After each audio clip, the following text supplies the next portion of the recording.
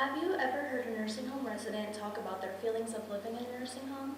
Me and Hadassah both have grandparents that live in nursing homes, so we've seen first-handedly how much residents really resent living in these homes. And this led us to the question of how can we help improve the mental health of the elders in our community. My name's Hadassah Atwood. I enjoy painting and playing tennis. I'm an FBLA and peer-to-peer. I'm in the health pathway and I would like to become a pediatric doctor. I'm Emily Marcus. I enjoy playing soccer and taking long drives. I'm a link leader. I would like to be an early childhood educator, and I am in the arts, hospitality, and education pathway. This is Miss Shiloh Evans. She has been working at the Canyon Lodge Care Center for about 6 years now. She is a wife and a mom of 2, and she is the activities director of the whole establishment. So summer of our capstone, we volunteered at the nursing home and we played games with the residents.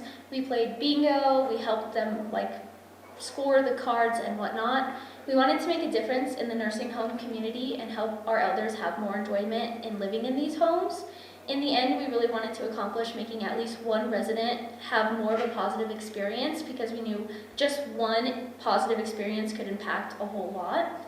And as mentioned before, both of our grandparents are in nursing homes, so we have seen first-handedly how much these residents would really enjoy to just live in their own home rather than being cooped up. So for our timeline and process, it started in December 2023. We got in contact with someone of a local nursing home, which was Shiloh Evans at the Canyon City Care Lodge.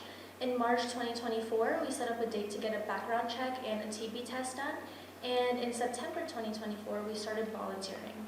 As you can see in the pictures above, the circles on our arms are actually where we got the TB test done when they injected the fluid into our arms. And the other picture on September is us at the fall event that they held, playing games with the kids and the residents. In November of 2024, we sorted out our final results and began working on our slideshow. On October 30th, 2024, we emailed and found a third evaluator for our presentation, which was Miss Jolie Berger. And November 21st, 2024, we finished our slideshow and presented to our mentor, Shiloh Evans, to Miss Jolie Berger, our third evaluator, and our advisor, Mr. Vinci. For knowledge and communication, for our reading and writing skill, we helped with the events and games at the nursing home like bingo, Uno, and their fall event. In our sophomore year, we had wrote pre-search papers, and we both chose the topic of mental health. For communication, we kept close in touch with our mentor. We had to text her and let her know if we were coming. We had to make sure she was there and that we could come and that nothing was really in our way. We had also been meeting and hanging out with more of the residents in the nursing home, getting to know their names, letting them get to know us, things we like, as we also learned to know about them and their favorite foods. And we communicated with each other as well as to what days we could volunteer, what worked best for us, what times we could go. We had very opposing work schedules and we're in a lot of extracurricular activities. For our first math principle, we chose number 1, make sense of problems to persevere in solving them. We faced many roadblocks, such as Emily stated in our past slide, we had very opposing schedules with work, and both of us participated in many extracurricular activities and clubs outside of school, and we could only volunteer when our professional consultant was working. So the pink on the calendar is all the days that I was busy. The purple is when Hadassah was busy. The yellow is when we were actually able to volunteer. The green is when our professional consultant was working, and she usually got off around 4:30. And orange is events that conflicted with us being able to go, and this was all just the month of October. So for math principle number 2, we chose the 4th math principle, models with mathematics. We researched and found that about 30% of nursing home residents suffer from depression. There's about 1.2 million residents living in nursing homes nationwide, and if you do the math, we can find an estimate of about 360,000 residents per year in nursing homes having depression or signs of depression, and the pie chart is actually one that we created ourselves, and the other pictures show the research that we got this from. So for our third math principle, we chose number 6, attends to precision. We kept track of our hours and how often we were going. The 2 pictures are our spreadsheets of just the times we were coming in. So the time we would come in, we would log that, and we would write the time down we would leave, and the total time combined at the end. And we kept this just so, because it helped us feel organized and helped us remember the days we were committing to go.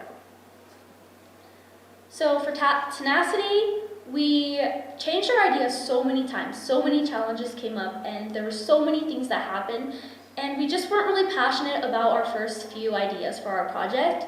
So we've learned to overcome roadblocks without losing hope, because we never gave up despite how many challenges came up. And we can apply this in life because we're going to have to often navigate challenges, especially in work and future, like education, because we both want to pursue a career that would require more college and schooling. So we would really just have to get around those challenges, especially with money and whatnot. For our reflection scale, the both of us had set off the alarm at the nursing home many different times when we were spending time with the residents, whether it was taking them out, taking walks with them, taking through the backyard or such. What we learned was that it's okay to make mistakes like that, and we can apply this to our lives by just realizing that the more mistakes we make, the more bold it will make us in the future, and that our mistakes will not define our decisions and life choices as a person. So we discovered the imperfections of nursing homes through conversations with nurses, as they always hear how the residents would like to just long for freedom, go home. They want to enjoy the last years of life that they have. We even hear this from residents themselves, as one man even expressed his desire to run away with all of his money on a cruise rather than being cooped up in this nursing home. And there was also another resident who told us that when we get older to not go to a nursing home, to just take our little money and our boyfriends and run. But our call to action, we would like to encourage our audience to spend more time with their elders and loved ones, because it's truly special and we really don't know if tomorrow is promised for us or our elders. And so we just would really like to encourage everyone to spend time with those special people, because you never know what will happen and how long they have left, so don't take advantage of it. And I'm sure you guys can tell, but this is something that is really personal to us, as we both have family members who are in nursing homes currently, and we just realized that just seeing how their behavior changes by having someone around them that they love, that they care about, it makes a big difference. We would like to acknowledge and thank the following people for helping us throughout: Canyon Care Lodge staff and residents, Shiloh Evans, Jolie Berger, Abby Price, and Daniel Vinci. And this is our table of contents. Thank you. Did you know that the average home price in Colorado now in 2025 is $543,500? The average home price in Colorado in 2019 was $405,000. This is a $138,500 increase within the span of 5 years. Here is a graph from Zillow showing this increase with a spike in the most recent 5 years. The question that led me through my project is, how can I better educate local first-time homebuyers on the home buying process? My name is Bella Lloyd. I'm a senior here at Canyon City High School. I'm in the health pathway. I've been in various clubs throughout high school, such as Link Crew, NHS, and Student Council. I was third runner-up in last year's Blossom Pageant. I've played soccer, golf, and volleyball throughout high school, and I also work at Canyon City Mugs as a barista. When I graduate, I plan to attend UCCS for radiology and become a radiologist or ultrasound technician. I also really enjoy real estate and hope to get my real estate license when I turn 18. My junior year, I was fortunate enough to be able to do an internship with Exit Elevation Realty and Peakview Mortgage Professionals. Through this process, I learned that I enjoy a lot about real estate and the real estate business. And this internship, along with the engineering and design class, is what shaped the idea of my capstone. My professional consultant is Jennifer Vernetti. She is a broker and the owner of Exit Elevation Realty. She was Realtor of the Year in 2022 from the Royal Gorge Association of Realtors, and she has been licensed since 2002. She is also the Royal Gorge Association MLS Chair. During the spring of my sophomore year, I designed blueprints of a house that is being built by our CCHS carpentry class. I was working on this project through my engineering and design class with 2 other members. The idea behind this project was to create a house for first-time home buyers that was supposed to be relatively affordable and small. During my internship my junior year, I learned the process of home buying, building credit, getting a loan, and lots of other real estate-related procedures. Through this process, I learned just how much I didn't know about buying a home or even the first steps to home buying. And I also learned just how expensive it was. And when I realized my own lack of knowledge, I realized that my peers must also have a similar lack of knowledge, and I wanted to do something to change that. Therefore, I decided to dedicate my capstone project to helping young people my age better understand the home buying process. To do this, I created advertisement brochures on how my house would look when it was sold, as well as a little bit about the home buying process on those brochures. I also created a presentation that I presented to the career math class to educate and spread awareness on getting a loan and starting the process young. In the fall of my junior year, I did the internship with Exit and Peakview Mortgage, and during September of 2024, I learned how to do a market analysis on a house, and I created the brochures to advertise this house. On December 3rd of 2024, I taught Mr. Gamash's career math class about the lending process and home buying. I created informational brochures and communicated through text and email, which both demonstrate reading and writing skills. I communicated to my peers through my presentation to the career math class and communicated professionally through meetings with Lester Lamone, an architect here in Canyon City, and sitting in on meetings with the Royal Gorge Association of Realtors, sitting in on meetings with Exit Elevation Realty and Peakview Mortgage professionals, and meeting and talking with the mortgage company. The first math principle I chose was principle number 5, using appropriate tools strategically. I used Chief Architect to create and design my house. Chief Architect is a 3D software developer of architectural home designs. I also used SolidWorks to create the final blueprints of the house. SolidWorks is a software that also creates 3D designs, but it helped me create my final layout. I also had to follow specific guidelines for my house itself. The lot for my house was 50 by 125 feet, and the house has to stay within 10 feet of below that. So one of the problems that we had to figure out was how can we keep the house below this, but still make, for example, a functional garage. So we just use these tools to make, ultimately, the room smaller. The second math principle I chose was principle number 4, models with mathematics. I created a market analysis on my house I designed using my knowledge on location, size, and average home prices in the area. For example, this is a home here in town that is 1,440 square feet and sold for $359,000. My house is estimated to be $350,000 and it is 1,400 square feet. This means that my house is $250 per square feet and the house that sold here in town is $249 per square feet. The third math principle I chose was principle number 7, looks for and makes use of structure. I identified patterns and market trends over the past 5 to 10 years by comparing differences from my house when my parents bought it in 2014 at $260,000, which now would be worth well over $500,000. Another example is the average price of home in Colorado, increasing nearly $138,500 in 5 years.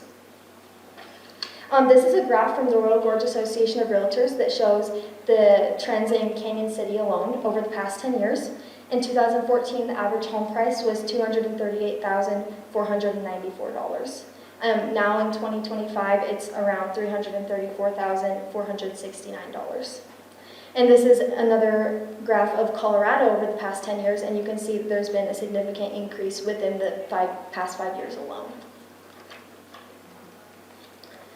So I decided to help my peers understand the home buying and lending process better. I also worked in a group to design this house, as well as working with the carpentry class to build the house and get our ideas across. I collaborated with professionals to gain knowledge about the business world, and through this I learned how to adapt to working with other groups and different ideas with people in those groups. I also learned how to work with professionals. So for example, in my group there was a lot of different ideas we had, specifically where our bathroom would be placed, and we ultimately found how to use both of our ideas, and we found a common ground, and it worked really well for us in the end. Also, when I taught the career math class, it was mostly sophomores. so they didn't really understand how this applied to them in real time. So I had to figure out a way that I could make them realize that if they started young, the home buying process would be a lot easier for them when they were my age and a senior and trying to figure out what to do with the next steps of their life. I learned that pushing myself and staying motivated is very important. Without a steady advisor over the past 4 years, I've had to work outside of school a lot to finish my capstone because I didn't have a lot of class time to do so. I also realized that it would be very beneficial for students to learn about financial literacy and home buying in general inside of school before they graduate. I believe this because they can enter the workforce in the real world more confidently. I also experienced different changes with the capstone requirements, and this taught me how to be flexible. Also, while interacting with professionals, I learned a lot about how to advocate and communicate inside the business world. So, due to the difficulty of today's market and preparing students for the future, I believe that it is very important that we prioritize education of high school students of first-time home buying and financial literacy in general. My partners who helped me build my house were Tanner Leonard and Matt Harms, and we did this in Mr. Scott Smith's class in the CCHS carpentry classes building our house. My internship was with Peakview Mortgage Professionals and Jen Vernetti in Exit Elevation Realty. Debbie Betts is the lending officer who I talked with, as well as the mortgage company. And Miss Milam and Miss Weber are who helped me with my capstone, as well as my mom, Tessa Lloyd. Thank you. Good evening, actually. So as you guys see, in front of you, you have 4 of the stakes that I created for my project, as well as one of the eroding stakes that we replaced with one of my newer stakes. And I want you to think to yourself, if you had a loved one you were going to visit at the cemetery and you saw one of these new stakes right next to that loved one's grave, how would that make you feel? I know it made me feel like they're loved, cared about, respected, and remembered. And this leads me to my next point, which is my driving question, which is how can I demonstrate gratitude to veterans in our community using collaboration, people skills, and training? So my name is Maddox Dorado. My current pathway is skilled trade security and industry.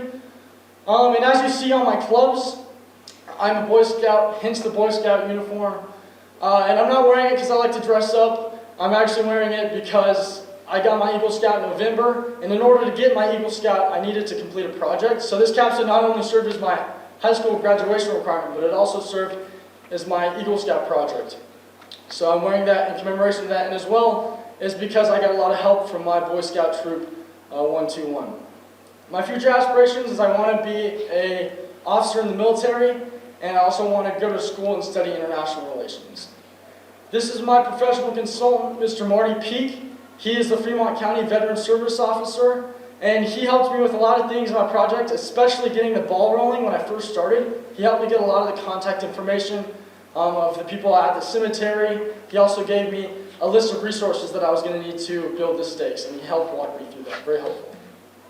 Here's my summary and my timeline. So as you can see from my summary, I like to think of my project as 3 projects packed into one big project. I have the planning, the fundraising, and the producing phases of my project. So I broke those up into 3 different timelines. I'm going to highlight the most important one from each timeline. So when it came to planning, because my project spanned for over 1.5 years, for that, it was actually going back to the organizations that donated me money and making sure I gave them updates. Because it was such a long project, I had to make sure that I went back to those places and let them know where I was at with my project. When it came to fundraising, it was the actual fundraising part of my project. So that means that when I originally went out to fundraise, I went to these organizations like VFW American Legion, Marine Corps League, True Value, and ACE. And I had to pitch what my project was in order to gain the resources required to successfully start my project. And then lastly, for producing, what I had to do for that, as you can see on the timeline, it was the longest and the most tedious part of my project, was actually making the sticks. So that involved cutting, taping, drilling, painting, all that stuff. So really big things that I think were the most important part of my time.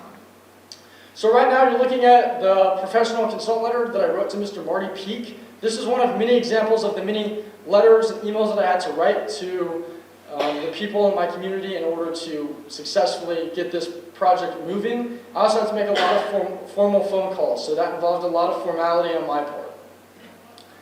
What you're looking at right now is a picture of me holding a check from the American Legion. The Daily Record actually wrote an article about my project. They were nice enough to do that, and that helped raise a lot of publicity about my project, and also helped fundraising. Because one thing I didn't mention in the previous slide is, well, part of fundraising, I also set up a GoFundMe, so they linked that GoFundMe in their article, and they helped me raise a lot of money. So as you see with these two pictures, on the left, I'm at True Value with the staff that helped me get all the resources required to actually build the stakes. And then on the right is a picture of me at the VFW with the post commander being presented with the check. At the top, you're going to see a picture of me with the manager of Ace Hardware giving me all the wood that was supplied for my project. And because of that, I didn't have to buy any wood. He provided me all of that. And then at the bottom, you're going to see the final amount raised using my GoFundMe, which was $775. But that's not the final amount that I actually raised. That's just from the GoFundMe. In total, I raised a little over $1,800 for my project. Oh, sorry. I don't know what I did. Okay. So this is my first math trait 3. So what you're looking at right now is a graph. Like I said, when I said production was the longest thing and making mistakes was the longest, what you're looking at is the blue line is the first time that we painted the stakes. And then the red line is the second time we painted the stakes. So what you see from the blue line, in 3 hours, we were able to paint a little under 50 stakes. And the red line, the last time we painted the stakes, we had a lot of trial and error through all the times we met, and we learned the do's and don'ts and how to make it faster and the things we could do to make it better. And you see in that same 3 hours, we were able to paint a little under 150. For my math trait 6, the next few slides are going to cover my math trait 6, so we're going to be looking at is the pictures that are describing the little representation of what I did with the wood. So originally when I got the wood, it was a 2x4x8, and so we measured that, was what you're seeing in the left picture, and then we cut that into 4 pieces, and that's what you're seeing us do in the right picture. So when we had those 4 pieces cut, we then sliced each one of those 4 pieces in half, and that gave us the actual size of the stake that we eventually used to build. So you see in the left picture, that's him holding all the stakes, and then in the right picture, it's him cutting those 4 pieces of wood that we got from the 2x4x8 in half. And then lastly for this part, we actually had to drill 2 holes. We had to drill 1 hole in the top for the flag, and then 1 hole in the bottom for the rebar, so that we can actually place it into next to the veterans' graves. And so this took a lot of precision and accuracy, so that way we were drilling it dead center. And this is my math trait 8. This is a little graph of what I first drafted up when I first started my project. Me and my dad went to the cemetery. We counted up how many graves needed some replenishing on their stakes that they had next to them. And so we counted 106 graves using that information, as well as the information that my professional consultant gave me when it came to the resources. I calculated an initial fundraising cost of $950, which you guys know I already doubled that I doubled that $950 later in my project. So my 2 traits are integrity and leadership. I demonstrated integrity in my projects by going back to the organizations that gave me the money, because I got so much support from the community when it came to my project and from all the stores, that I went back to these organizations and I asked them, what do you want me to do with the money? And that in itself required a lot of integrity. For leadership, I had to delegate tasks and set a good example for the scouts around me and for the people around me that were helping. Setting that good example in hopes that they would mirror that with the way that I was doing things. I learned the importance of when you're handling people's money, how important it is to check in with them, and how important having integrity is when you have other people's money. And then when it came to leadership, I learned the importance of motivation, purpose, and direction, and how hard it is to lead people without one of those 3 traits. And then application, like you guys heard me say at the beginning of my presentation, I want to be an officer in the U.S. Army, and having integrity and leadership are things that I'm going to exercise daily as a military officer. As you see in these pictures, it's me delegating the scouts when we're taping the stakes, and then in the second picture, you're going to see us when we were painting the stakes red and blue. So the lessons that I learned the importance of how much it means to have a long-lasting, impactful project. And what I mean by that is by the time I'm done with college and I'm doing whatever I am as an officer, the cemetery is still going to be using my stakes. It was never a one-day project. The cemetery is still going to be using my stakes at that point, and my stakes are still going to be out near the graves. I also learned the importance of social and emotional intelligence when it came to talking to the people who helped give me resources for my project. It was really important that I was clear when I was talking to them about my project, because I was asking for funds, so that was a very, very important part of it. And then, like you heard me say in the previous slide, providing purpose, direction, and motivation were things that I learned were really, really important as a leader. Overall, just what I learned from this project, I had a lot of ups and downs of things that I did really well and things that I messed up on. And I think I'm going to use this because the things that I did in this project are things that I'm going to do in the real world. I'm going to communicate with people, I'm going to lead people, and those are all things that I can transfer over to my real life. My call to action. As you guys live your day-to-day lives, look at some small things around you that maybe you can do to help benefit your community. And with that being said, this is how this project started. I noticed something as small as an eroding stake, and I turned that into a project that lasted over 1.5 years. So in conclusion, I had a good project by simply noticing an unmet need that needed to be satisfied.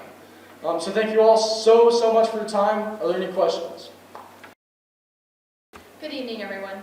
My name is Brooke, and I want to first off say thank you all for being here tonight.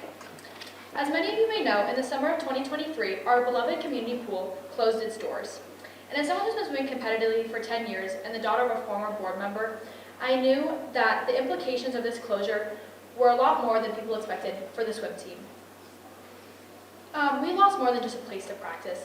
We lost one of our biggest fundraisers of the year, our home meet, which brought in over 200 people every single summer. But more than that, we risked losing the very essence of what our team was made on, accessibility. With an increased cost for a spot to practice at the Florence pool, one of our only options was to increase the team fee for each swimmer. And we've always believed that sports should be accessible to everyone, regardless of background or their financial situation. The thought of the team dissolving or denying children the opportunity to swim drove me to ask the question, how might I raise funds for the swim team to be successful for another season? I want to start off by introducing myself and my professional consultant briefly. As I said before, my name is Brooke Smines, and I'm a senior at Canyon City High School. I'm a member of the STEAM pathway, more specifically the engineering pathway, and I hope to one day have a career in environmental engineering. I've been swimming for the local team for 8 years, and I've also been on a high school team in Pueblo for 3 years. I'm also the captain of the cheer and mountain bike team, as well as a member of the NHS and Link Crew.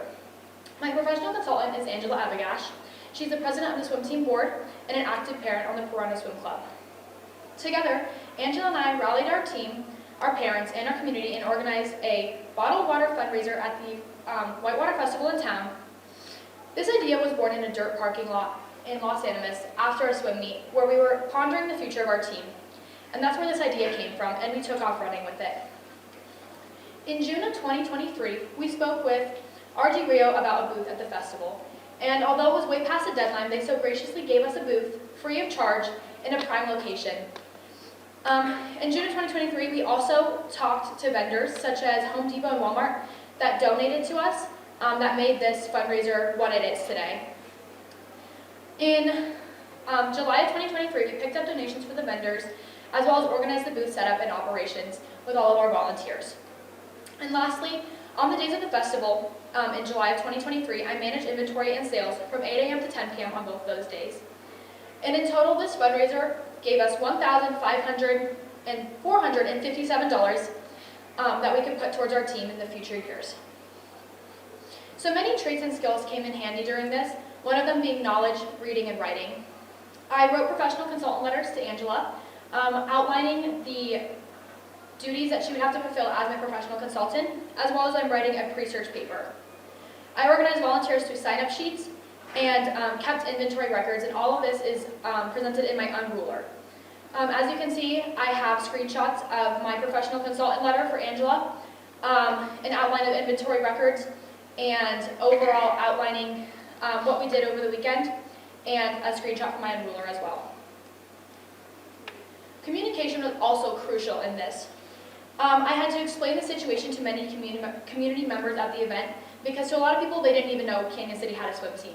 So just explaining that to the people was a really big part of how we got so much money from this fundraiser, as well as directions to the volunteers, explaining what the duties were as the weekend continued and we learned more and more about the people and the revenue that we were getting.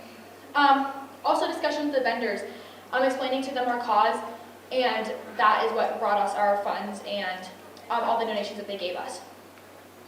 And lastly, social media outreach.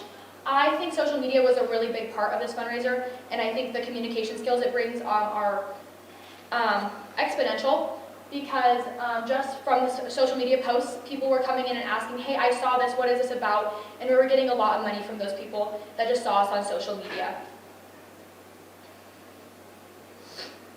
So I'm going to start off with Math Principle 4, Models with Mathematics. If you look up on the screen, you'll see two pie charts. The first pie chart you see is a total amount of revenue earned. You can see that we got $219 in tips from people just giving us extra money, keep the change, things like that. We got $638 from the Chamber of Commerce. The Chamber of Commerce so graciously offered to give us all the money that they made in profits at their water sales at their booths as well. So we made $638 off of that, and then in water sold specifically at our tent, we made $600, which is the $1,457 that we raised. And then on the right side, that's the left side for you guys, you'll see the budget. We had a budget of $100 donated by Walmart, and that was for things like ice, additional water, anything that we may need to spend money on over the weekend. As well as we spent about $20 on ice. That was not included in that Walmart donation. And then the other remaining half of the pie chart is donations from the parents. Donations, Home Depot gave us a pallet of water, and so all of that is added up in the other side of the graph. The next principle I use is uses tools strategically, just math tools that made everything easier. Someone gives us a 20, maybe I'm not so good at math that day and I need to do a quick calculation of 20 minus 2. So using a calculator, my phone, and also spreadsheets to keep track of all the inventory in a better way than on paper like we had been doing. Once the weekend was over, I went in and put all this information into spreadsheets, and I was able to share it with the board members so that moving forward they could continue to do this fundraiser year after year. And lastly, Math Principle 7, which I believe is one of the most important principles to me, which is looks for and makes use of structure. So the first structure that I really looked at is the budget. I knew that I only had this certain budget, and that put a lot of constraints on me as the weekend went on, because maybe day 1 was really slow, and then day 2 was really, it picked up a lot. Making sense of that budget was a lot easier to decide what was worth it and what wasn't worth it when it came to this fundraiser. And lastly, and also in the case of this structure, is the structure of the overall festival, which I really didn't think would play into it much, but it did. So overall, we were in a location right in between the stage and the river. So people would be watching an event at the river, and then that would end, and you knew that they were going to be moving back to the stage, and those times when the events would end would cause a lot of influx in our direction, and those were times when you knew the booth had to be fully staffed, or when you knew you had to have extra water ready and cold then because of the influx of people. So that structure of knowing this event ends at this time, this event starts at this time, really helped in the overall planning of what we were going to do. And the trait that I chose is innovation and solution seeking. So innovation and solution seeking played a key role in this. So I adapted quickly to challenges when sales were low, and I used creative problem solving to engage the community. Some examples of this, one of the first things that we did is we were trying to sell some shirts on the side, but what those shirts were, they were bright neon yellow shirts. And so hanging those up from our booth really turned heads, because people were like, oh, there's a neon sign over there, and that really drew them in. And then the creative problem solving to engage the community really brought in a lot of people, because we sent people out into the crowd. Instead of having the crowd come to us, we sent them out into the crowd with a wagon and water. As you can see, a lovely picture of 2 of our volunteers with their wagon. and that brought in almost half of our sales. So I learned the importance of adaptability in project management, and creative solutions can lead to unexpected successes. And I hope to apply this in my future career challenges, and I also know that being open-minded can lead to better outcomes, because without that wagon, we would have lost out on $300 we didn't even know were out there. So things like that just really make a difference. And lastly, my lessons learned. Through this effort, I helped lead a successful fundraiser for the swim team after the community pool shutdown that can be continued for years. It has been continued. This last year was the second year it's ever been done, and we hope to continue that. I also engage local businesses for donations and rally community members to participate and volunteer. This fundraiser helped me develop resilience and adaptability in overcoming challenges, and I learned the importance of collaboration and teamwork in enhancing my communication. I stand here today committed to ensure sports continue to remain accessible, and I ask you, how will you contribute to your community's successes? Thank you. Hi, my name is Zoe McCollum, and for my Capstone project, I did Spring Fever Grass Volleyball Tournament. My driving question was, how can I promote being more active in one's life while benefiting the high school volleyball program? So a little bit about me. I'm a senior here at Canyon City High School. I've been playing volleyball for about 8 years, and I really wanted to incorporate my love for volleyball into my project. I am also involved in HOSA, NHS, and a lot of community service around town. I intend to go into exercise science and get my master's in athletic training and my doctorate in physical therapy. My mentor was Tara John. She's the head volleyball coach here at the high school, also a CrossFit coach and a cosmetologist. And the main reason I chose her was because of her experience and knowledge, not only in volleyball as a sport, but also in putting on a tournament and all the little things that went into it. So volleyball is a game of intuition, imagination, improvisation, but most of all of reciprocity, of teamwork. There's no way to freelance in volleyball. I chose this quote because volleyball is very much a team sport, and you need everybody on the team to win the game, not just yourself. And I really wanted to incorporate that sense of togetherness into my project, and I felt that it was going to be a good way to further bring the community together, which is why I ended up doing teams of 4 instead of teams of 2, because I thought it would bring a lot more people in. A little bit about my tournament.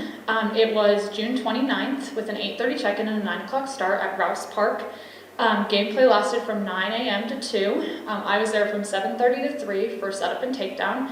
I had 4 people per team. 18 teams ended up signing up and 11 competed. I had 4 high school teams and 7 adults. It was $80 per team, so $20 per player. Snacks, water, and bags were sold to players and spectators at a concession table that I had set up there. And we did round robin play into tournament play. I had 4 nets set up, 2 for adults and 2 for high school. And then first, second, and third place in each division were given prizes. So for my timeline, it started all the way back on March 18th, where Coach John and I discussed dates that would work, as well as how to work around sports and get the most amount of people to be able to come. March 28th, I contacted Cody Bennett at the Rec District to check the date that Tara, John, and I had chose, as well as begin to make my flyers and my Google form to allow teams to sign up. April 1st through April 18th, I gathered equipment. I wanted to minimize costs as much as possible so I could donate as much as I could. So nets and volleyballs were donated either by me or Eric Hunsberger, one of the assistant coaches here. I wanted to keep it within the volleyball program, so the refs that we had there were girls from the volleyball program, as well as myself and Tara John. And I went around to local businesses in town to ask for donations for the prizes, so I did not have to spend additional funds on that. On April 23rd, I ended up having to reschedule my tournament due to lack of teams and a conflict of weather. It ended up raining. So I rescheduled for May 11th and made a new flyer. May 11th came around and I did have to reschedule again. We showed up the morning of and it was raining, so due to safety concerns, we did reschedule. From June 8th to 11th, I worked with not only Cody Bennett at the Rec District, but also Mr. Laughlin here at the high school to work to find another date that would work. I really wanted to do it outside. I felt that it was a great benefit for my project to be able to connect outside in the community, but I wanted to have a backup in the dome here at the high school in case it did end up raining again. From June 12th through the 20th, I made a new flyer. I gathered more nets in case more teams showed up the day of. I made a Google Sheet that kept track of all the teams that were still able to come and their payment methods, as well as printed out brackets so that things ran well the day of. Tournament day came around. It ended up being June 29th at Rouse Park. The weather permitted, and so we created the bracket the morning of because we did have teams show up. Myself, Tara John, and 2 girls from the program refed all day, and we had a good day playing some volleyball. These were the 3 flyers that I ended up making each time I rescheduled. And so for knowledge and communication, a big thing that I had to learn was creating QR codes and getting the form to link to the QR code, as well as a way for people to be able to access the form if they were acquiring it through social media. And then communicating with others in a professional setting. I especially had to do that with Mr. Summers, Mr. Laughlin, as well as local businesses in town. For communication, I communicated a lot through town, as well as collaborated with teams each time I had to reschedule, as well as working around as many conflicts as I could when I was trying to plan dates for my tournament. And then I communicated rules and expectations before the games began to make sure that everyone was on the same page and the day ran smoothly. These were a couple examples of the ways I communicated with people throughout my project. My first math principle I chose was math principle number 5, which is use as appropriate tools strategically. I did this by creating checklists to make sure everything was getting done in a timely manner and I was able to complete the things that needed to be completed. I also created a Google form for the registration for teams, that way anybody could sign up at any time, and transferred that data into a Google Sheet so that everything was in one place where I could see what teams were still able to come, who had paid, how they had paid, and just kept track of all of that. And I also had a bracket system for game day, which really helped with allowing the teams to know where they needed to be when they needed to be. My second math principle was number 6, which is attends to precision, and I did this by utilizing knowledge and experience of others. I leaned a lot on not only Tara John, but also Emily Lambert and Eric Hunsberger, the assistant coaches here, not only with the small details that went into planning my tournament, but also trying to work around conflicts of other volleyball tournaments that they had heard of to try to get as many people that were able to come out. I also communicated in different ways to reach new people. I not only posted on social media, but I also put flyers up around town, as well as the high school. And then precision is key, so I made sure that the facility would work. Having that backup in the dome on the last day of my tournament was a good way to make sure that we would have a facility. And then gathering equipment and collecting prizes, I made sure that everything stayed organized. I had enough of everything. And then concessions and event support, I had a lot of people come out and help with my project. That made the day run smoother. My last principle was number 7, which is looks for and makes use of structure. And I did this by creating a payment method that would work for everyone. I offered cash or Venmo so that people didn't have to worry about bringing cash day of if they wanted to Venmo me before. I created an account just for that, as well as having a game plan for things that did not go as planned, and then establishing bracket play and ensuring equal playing time for everyone, and just allowing the day to run as smooth as possible. So a little bit about my brackets.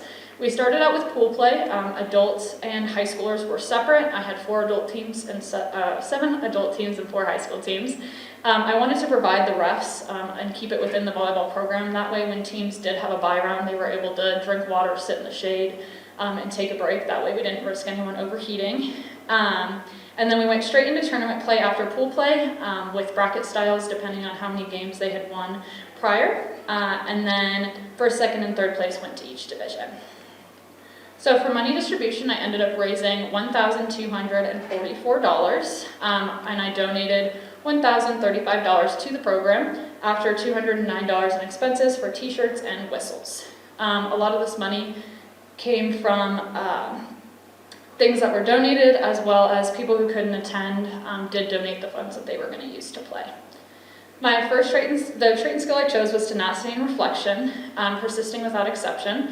I did this by always facing challenges head on, especially when I had to reschedule as many times as I did. I was determined to have it outside, so finding a date with good weather was something I worked hard for, as well as going with the flow and working through challenges when I was facing them. And then reflection, evaluating practices and experiences to gain awareness of thinking and learning. I set myself into positions and roles I may not have before, and was able to gain a lot of confidence, not only in talking to people professionally, but also in the community, as well as planning events and adjusting my plans. These are pictures of first, second, and third place teams with their prizes in both divisions. And then lessons learned, I learned that things do not always work out the first time, and to always have a plan B in place if something were to happen, and not to be afraid to go out and find other ways to talk to teams, like going out into the community and talking about it. So my call to action is to go out and participate in community-led sporting events, connecting with others doing something you love, volleyball where the game begins and the worries end. Thank you. Good evening, ladies and gentlemen. My name is Claire Foster. Who here loves food? I know I do. Alrighty, now what about a food that's new? Something that you haven't had or maybe haven't had recently, something just different, exciting. Well, I've compiled something. It's a great little cookbook, and it is compiled of different recipes from Norway, Denmark, and Sweden. My driving question throughout this project was, how can I use my travel experiences to help raise money for future Education First or EF Tour travelers, students like me? Which brings me to Tasting Scandinavia. So who am I? Once again, my name is Claire Foster. I'm a student here at the high school. Specifically, I'm in the STEAM pathway. I love science classes, more along biology lines. I love true crime and reading, listening to music, and of course traveling. I have some photos here. That first photo on the bottom left corner, that is a photo of my EF tour group in Scandinavia. The next photo is going to be from Norway, absolutely beautiful river. And then the next two photos on the far right are from Guatemala. Now, my professional consultant throughout this project was Miss Nicole Hobbs.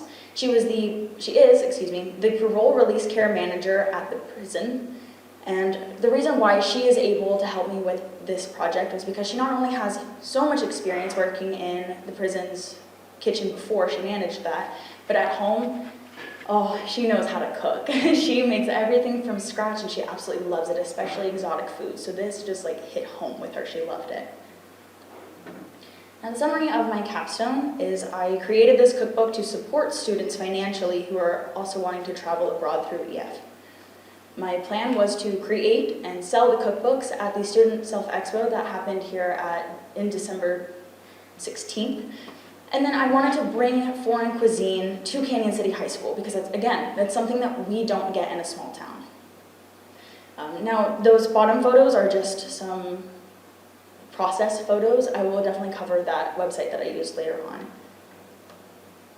Now here's an overall timeline of my project, starting in November of last year, whenever I planned the field work, and then just correlating through those photos. I started the outline on Google Docs. I started working on different programs such as Google Slides, Google Docs, and then Canva, which again, I will cover that website later on.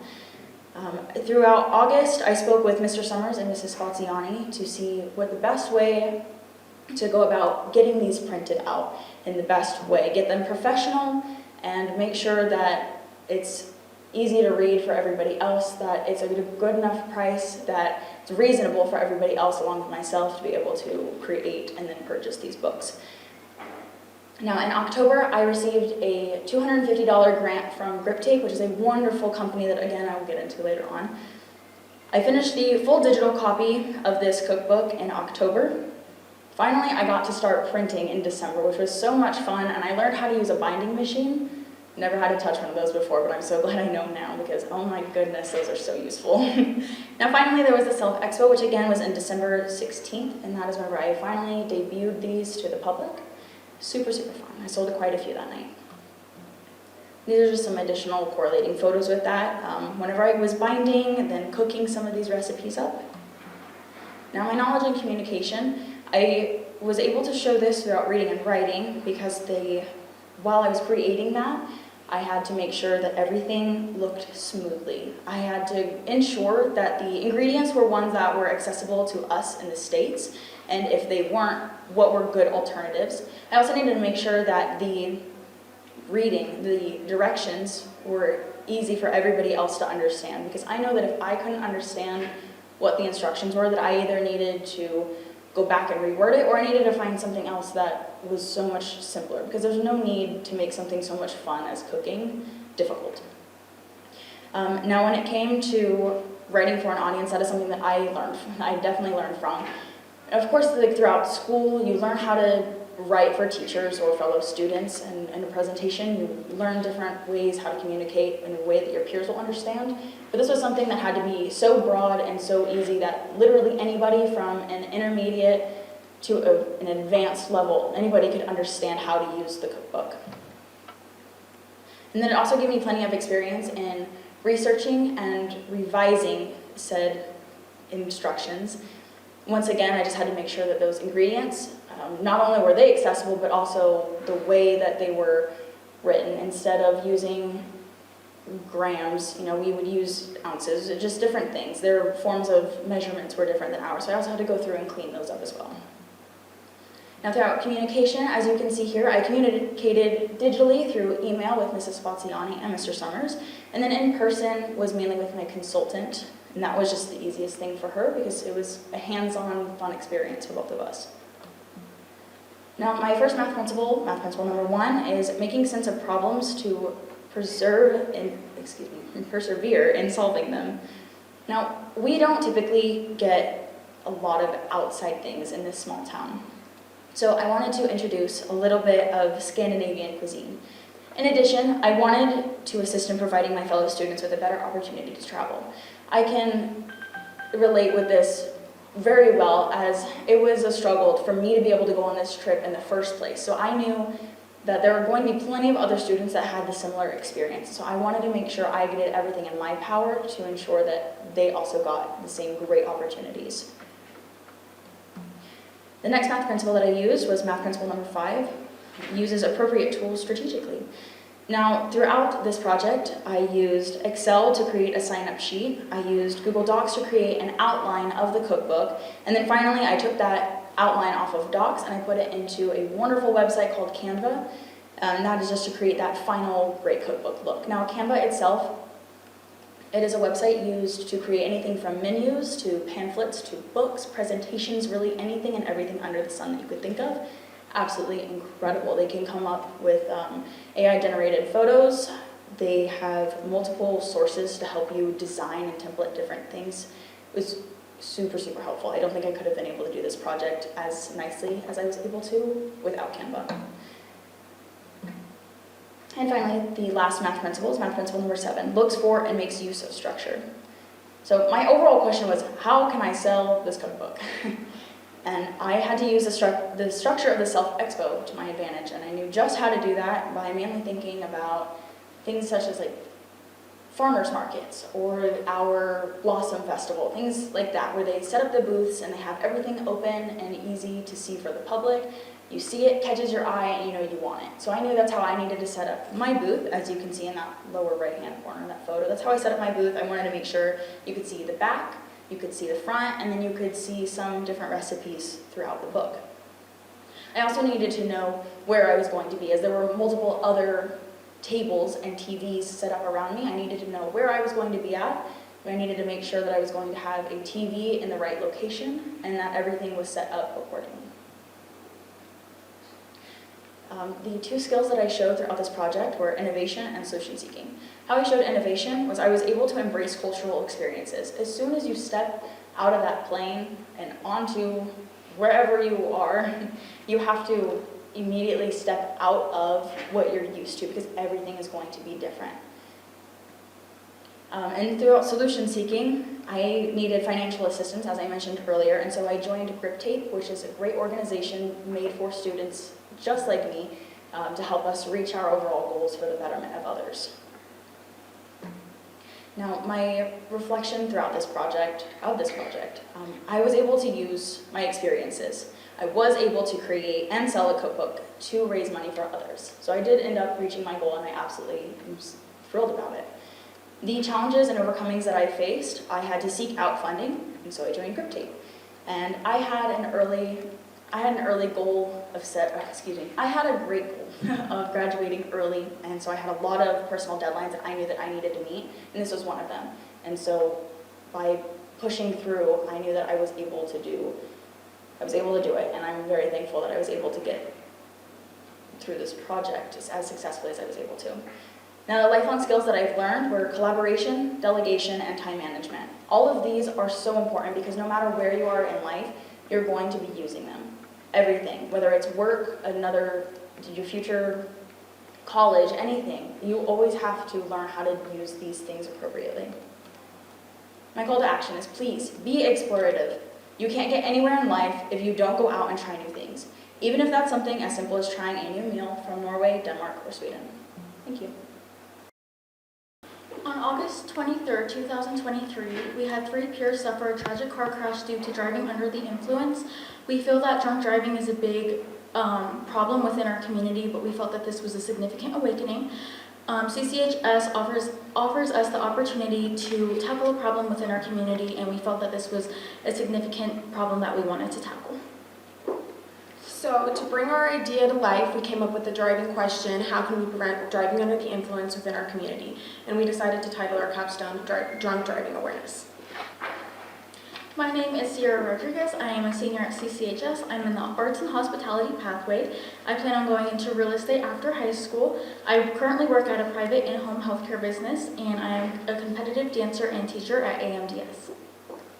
Hi, my name is Ariana Lopez. I'm a senior here at CCHS. I'm in the health science pathway. I'm also involved in NHS and HOSA here at the high school. I work at Progressive Care Center as a certified nursing assistant. I'm a competitive dancer and teacher at AMDS. I love to travel, and after high school, I plan on going to Mace University to get my bachelor's in science of nursing.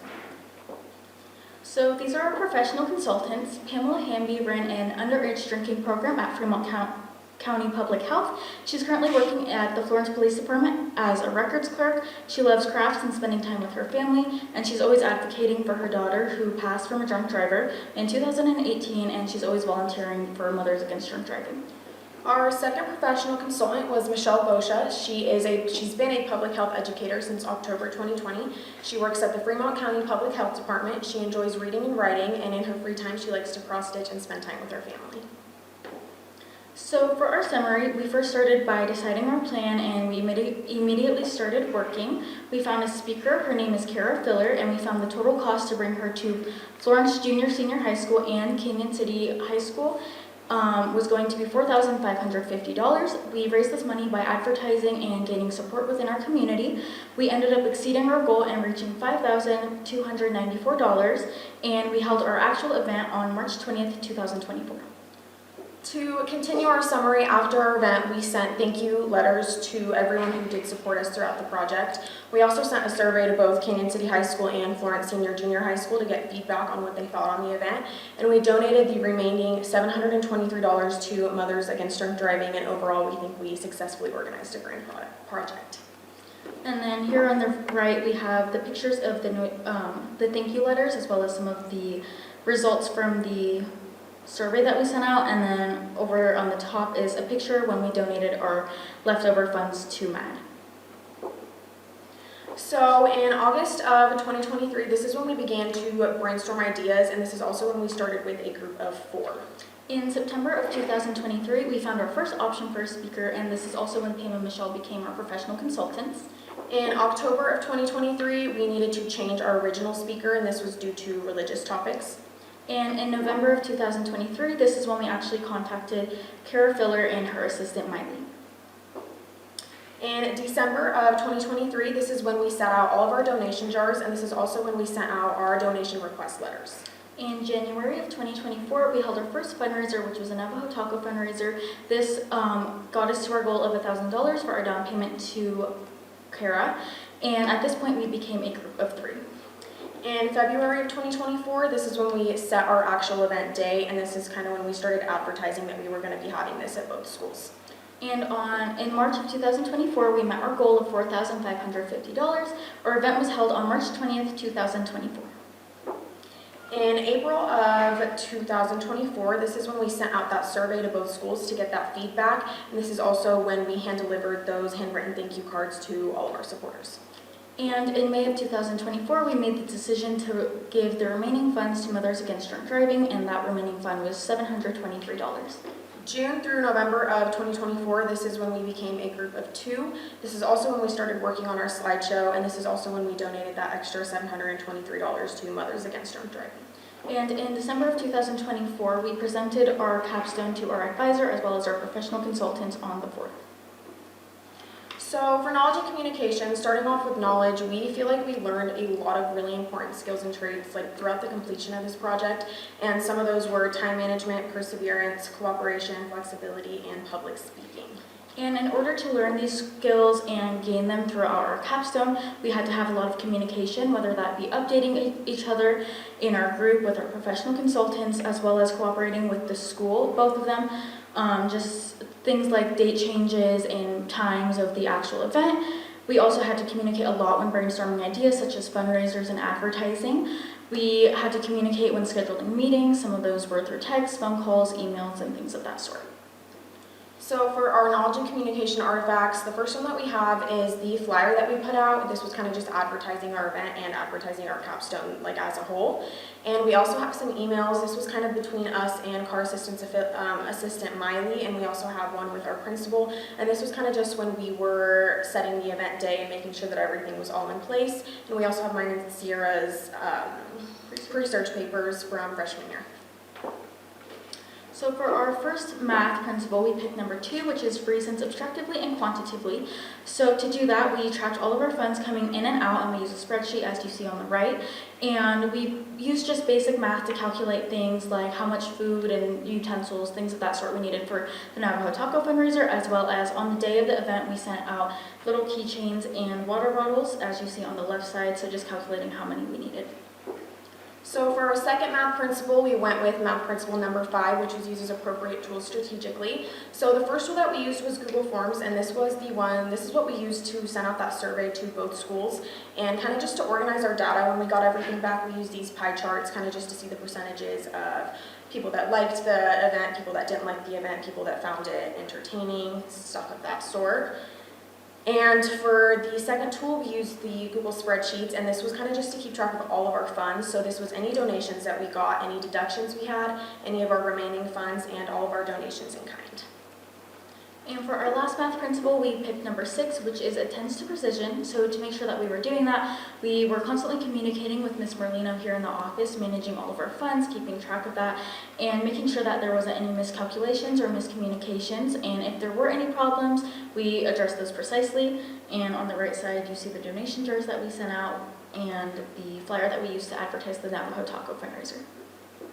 So the traits of our choice were integrity and leadership. So what we did was we hosted multiple fundraising events, and we also took an opportunity to lead a major educational project. What we learned was how to communicate and how to effectively manage money. We think this is really important to touch on because we are high school kids, and we just think it's pretty cool how we sat there and managed such a large amount of money and were organized with it. And we also learned how to take initiative. This was a really big project, and I feel like a lot of kids our age are kind of like scared almost to like speak up on topics so serious. So we really think that we did take that risk and we did take that initiative. And for application, we now know how to properly manage money, and we also now know how to take a problem and tackle it with consistent dedication. For lessons learned, I think the biggest things that we learned was stepping out of our comfort zones, whether that be going and talking to businesses and handing out those donation request letters. I think that was definitely a difficult thing for us because, as she said, we're just high schoolers, and coming in and saying, hey, can we have money? Like, it's intimidating. So being able to come and show them that high schoolers are able to make that change no matter your age, and that if you're willing to put in the work, you can achieve pretty much anything. Through that, we got a lot of resilience, and we also really just improved our public speaking. We introduced Kara when she came to our school, as well as Florence Junior Senior High School. We introduced her, she came on stage, and that was a big part of that, as well as just critical thinking and problem solving throughout the entirety of our project. To answer the driving question, we answered that by saying that we can interactively educate our community on the dangers of drunk driving.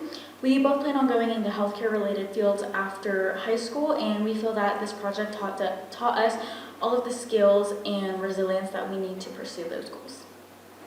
So for call to action, we obviously saw this opportunity. We obviously decided to take this risk and take that initiative. And at the end of the day, we really do hope to have raised awareness within the community and also encourage change, not only with the actual problem itself, but also kind of just encourage students to make that difference, make that change, take that initiative. And these are all of the people in our community that we want to just say another thank you to. Alright, so did you know just around 65% of Americans claim they have received CPR training and only 18% actually keep up on their certifications? This is what led me to my capstone topic, which is saving lives in the community, and my driving question is how can I help promote the education of CPR in order to increase our community's abilities to save lives? So a little bit about me. My name is Abby Lansdowne. I do gymnastics, track, swimming, and encore here at the high school. I'm in the P-Tech program for advanced EMT, and my future aspirations are to be a paramedic or to go pre-med in college after I get my associates. My professional consultant is Cassie Maxwell, who runs Fremont Medical Education. She has experience in CPR instruction and nursing, and she was recommended and used by the Canyon City Pregnancy Center. So a basic summary of my capstone. The purpose was to help others, obviously, and I believe that CPR is a skill that everyone should know in order to save lives, because you never know when that might come in handy. The goal of this was to promote CPR, to make it more accessible, and the background info that I had going into this was a CPR certification, and also just like an overall understanding of the importance of being prepared. So going into my timeline, I do have a link to Unruler, but I'm just going to go through the basic points to save time.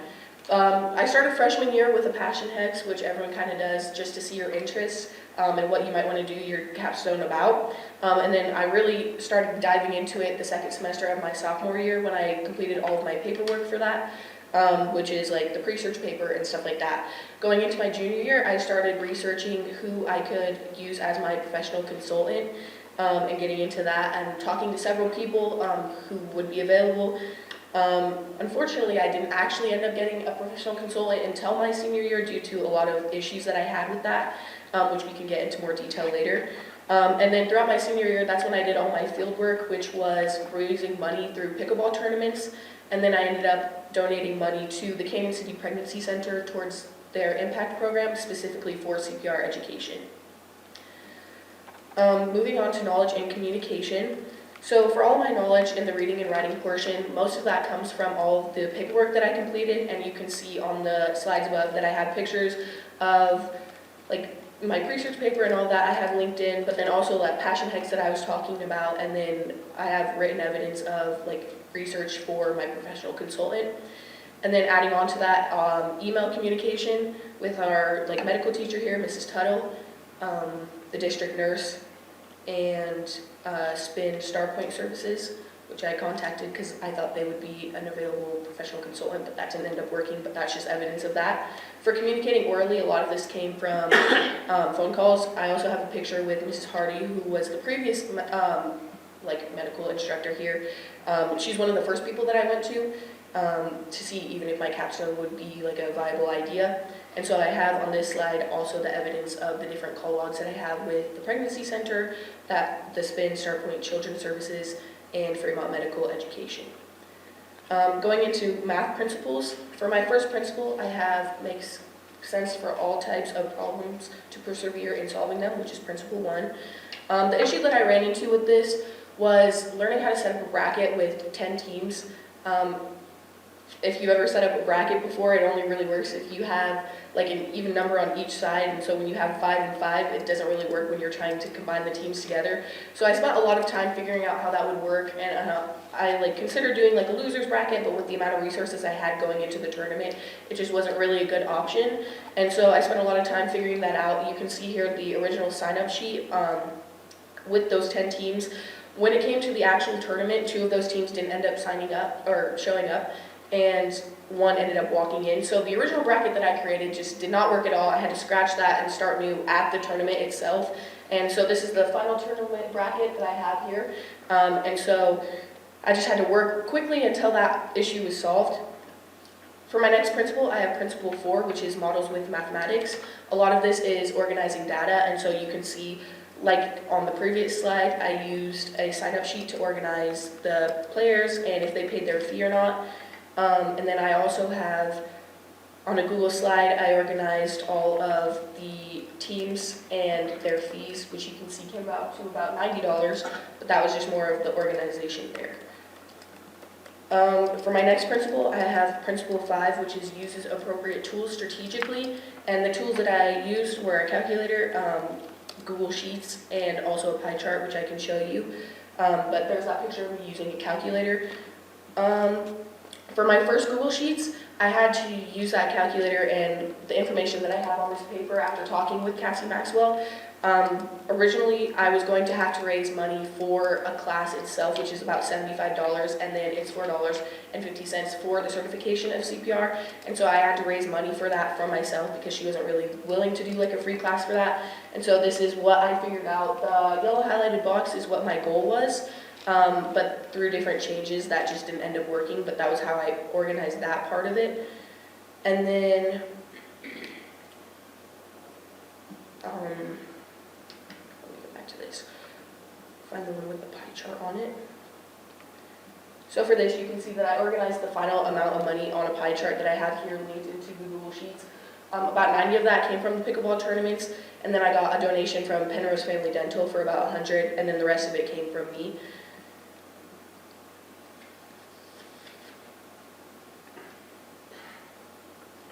So moving on to the skills and traits, I decided to go with agility and contribution.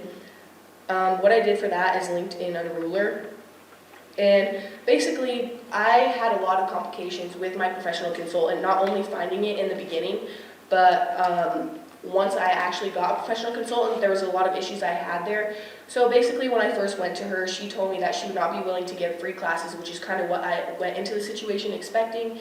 And she told me that I would have to raise $75 for the classes. And so obviously, if you're doing 10 people, that's a lot of money. And I wanted to actually make an impact and not just have a couple people that would be able to do that. So that's where the fundraising part of it came in, and that's why I did pickleball tournaments. After I did the first pickleball tournament and I got some money coming in, she kind of decided to switch up what she had originally agreed to on me, and she decided that for the month of October she was going to give new parents the ability to get CPR certified for free. And obviously from my standpoint, I was like, well, what is my money going to go towards now? Like, what am I even raising it for?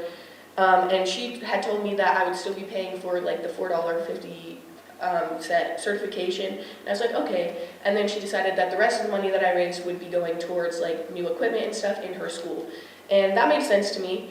Once I got like my final amount, I reached out to her telling her that my deadline was coming up and that I needed to get that money to her, and she just wasn't really responding back. Every time we tried to like set up a time to meet, she wasn't really getting back to me, until one point when we finally agreed to meet. And she stood me up, actually. Well, first of all, she told me that she needed her money for rent for her business. And I went to Mrs. Tortesi and Mr. Summers because that's not what my money was going for originally. But we kind of decided that since I'm giving her that money, I can't really control where it's going to. And so that was a decision that I had to just be okay with and be like, okay, I just need to get this project done and give it to her. But then when we decided to meet at like the final time, she wanted me to meet her at her bank, and then she didn't show up, and then she wanted me to go into the bank and actually deposit the check into her account, which is not what my project was for. So I decided to completely scratch that, not go with that. I went directly back to the pregnancy center, and I asked them like if they had a CPR specific area that I could donate back to them. And so that went towards their impact program, which is for their new parents. They do like education classes, and my money was set specifically for CPR instruction. And so that is how I worked around those changes, also while like honoring what I wanted my money to go through and contributing to the community in an impactful way, rather than just sticking it out and giving my money to Cassie Maxwell, knowing that it probably wouldn't have gone to the right place. So, my lessons learned. Through all of the challenges that I had, especially with my professional consultant, I learned a lot about the importance of clear communication and going into a situation knowing what you want out of it. Also, that people disagree with you, and that you just kind of have to work around that and use those unexpected changes to your benefit. Like I said, I really wanted to honor my beliefs and contribute the money in a positive way rather than just giving it to me and actually make a difference. And so that can be used towards our community and make CPR more accessible specifically for new parents, but that's how I went about that. And I think that pairs hand in hand with my future, because like I mentioned in the beginning, I want to go into the medical field, and so a lot of things don't go your way. There's a lot of unexpected changes, and I feel like going into that future, I have a way better understanding of how to navigate that.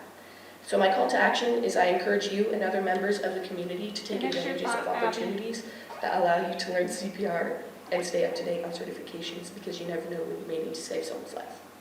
And those are my acknowledgements. And you no longer have a roof over your head, no bed to call your own, and no one to turn to, no help at all. Well, that's the situation a lot of the homeless population in Canyon City actually face, and what drove us to do this capstone. Our capstone is titled Helping the Homeless. The driving question for our capstone is how might we increase awareness for loaves and fishes in order to leave a positive impact on our community. Loaves and Fishes is our local homeless shelter and food distributor as well. My name is Eli McBride. I'm a junior here at Canyon City High School. I'm in the P-Tech Fire Science pathway, and my goal is to become a career firefighter. Some things I enjoy doing in my free time is hunting, fishing, rock climbing, and all sorts of outdoor activities. My name is Declan Hamilton. I am a senior here at Canyon City High School. I am also in the P-Tech Fire Science pathway, and I too would like to become a career firefighter when I graduate later this year. Some of my hobbies include a lot of outdoor recreation, camping, hiking, mountain biking, fishing, but I especially love to rock climb. Our professional consultant for this project, her name is Dee Dee Clement, and she was in the United States Army. After she retired, she has been at Loaves and Fishes for 22 years now and has been serving in an official capacity as the executive director. So we were asked by Ms. Tortesi to kind of be guinea pigs for presenting everything on our Unruler. And so everything that we ever did throughout our entire capstone experience is on Unruler, which is why we don't have a slideshow. So kind of to start off our capstone experience, we just did a lot of paperwork like everybody has to do, making sure everything is rounded out so that they can start doing their capstone. We did a lot of that, and then eventually we met with Ms. Tortesi and kind of figured out where we wanted to go with our capstone, what we really wanted to do. And then we met with Ms. McCain and Ms. Tedesco to figure out how we could do our internship together at Loaves and Fishes so that we could do all of our work together and make sure we were spending as much time as we could. Once we actually progressed to the next phase of our capstone and interned at Loaves and Fishes, our main job was taking in food donations, deliveries, as well as giving out food boxes to those who are in need and come to seek help from Loaves and Fishes. In addition, we got to do what we were kind of calling field trip days, where they took us out to their 7 different programs. Loaves and Fishes is not just a shelter, but they actually finance, support, or are affiliated with 7 other programs within Canyon City. One of the cool ones that we had the privilege of touring was Journey Home, which is an income-based housing, which means that their rent is dependent on their income. If you don't have income, you don't pay rent. So it was a really great resource for them to draw on. We got to interview a great man. His name is Rob, real success story. And so we just got a lot of cool experiences during our internship, which helped us shape our capstone. Towards the end of our capstone, we were doing a lot of videos and Zoom calls and stuff like that for Ms. Tortesi and Mr. Summers. We did a video where we showed kind of how we use Unruler for our capstone and how it's useful to us. And we did a lot of that towards the end of our capstone. We're going to get into what we did to kind of summarize our capstone together, which is we represented Loaves and Fishes at the internship fair, which we'll get to here once we talk about our trade and skill. So now we're going to our English timeline. One of the ways that we had to show English was we had to do a lot of emailing. We were emailing a lot of people at the same time. Ms. Tedesco, Ms. McCain, Ms. Tortesi, Dee Dee, some people at the different programs that Loaves and Fishes had. We had to make sure that everybody was on the same page, everybody knew where we were in our experience, everybody knew what we needed from them and what they needed from us. On the other side of that coin was our oral communication, which we did do with the Loaves and Fishes volunteers and those we actually got to work with. But the biggest and honestly the most impactful to us was when we actually got to talk with, visit, and just chat with the people coming in to seek help from Loaves and Fishes, as you can see here in these images. And it was a really great experience. These people are coming from a place of vulnerability and brokenness, and a lot of times it's really hard to ask for help. So being able to kind of get thrust in the deep end where you had to learn how to navigate these treacherous waters in order to communicate effectively with them, get on their level, and really relate to them and show that you care is going to be a big part of our futures, especially as firefighters when we have to communicate with patients on scene. So it was a great way for us to practice these skills. All right, so up for our math traits, the first one we have for you guys is going to be math number 7, if I can pull that up for you. And so math number 7 is identifies patterns and repeated reasoning that leads to the solutions and solving of complex problems. So what you guys see up here is an image of a food donation being brought into Loaves and Fishes. And what they do is they weigh these food donations by category, and then they take those numbers, convert it into a monetary value, where they then compare the inflow of food to the outflow. And they're going to look for patterns within the year, within the season of when they have an excess of food or a shortage. And then they use these numbers over here on the left, and remember this is all still math 7, where they can then use this data and these patterns that they have to apply for grants to kind of help prop themselves up in those shortages. The next math we had was math number 4. We have a lot of charts here that help show that. Math number 4 is, here we go, expertly uses mathematical principles to address real-world problems, organize data, and communicate a greater understanding of a concept. So all these, here we go, all these charts that we have here show different things that is a part of a method called Built for Zero, which Loaves and Fishes uses. Built for Zero basically helps them target specific groups of homeless people by using data that they gather and information. And so they're able to use this information to create their different programs that they have and to help in any way possible. Yes. This chart right here is an example of one way they use that. This is the number of homeless veterans that we experience in Fremont County. As you can see, at one point we actually got to 0 homeless veterans, which is really cool. The first county in all of Colorado to actually be able to do that. We have a bunch of other charts here. This is the inflow and the outflow of the homeless coming into our community. The outflow is just homeless people that we're finding housing for and places for them to go so they're off the streets. We have a bunch of other graphs here that just show, this one here is the total number of homeless in the community. And as you can see, the model really helps them figure out what they need to do, what kind of programs they can create to help different specifics in the homeless community. So our last math trait for you guys is math number 1, which is make sense of problems to persevere in solving for them. This one comes with a little bit of a funny story. We actually had to go in and make breakfast for them.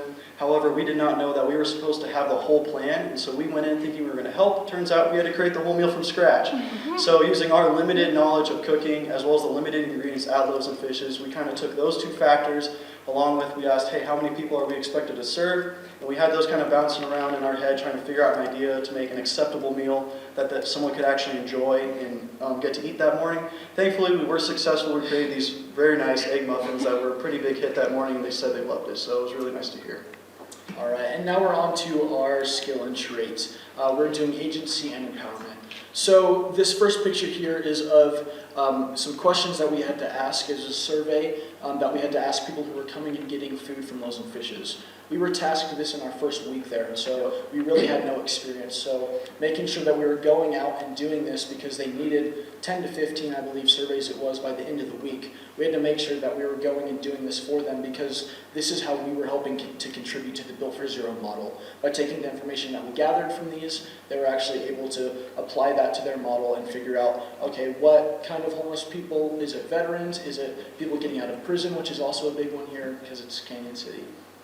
All right, so this image here is showing, obviously, agents and empowerment again, and it has a really cool story of these skills and traits being applicable and outside of a Capstone high school setting, which was just awesome to see.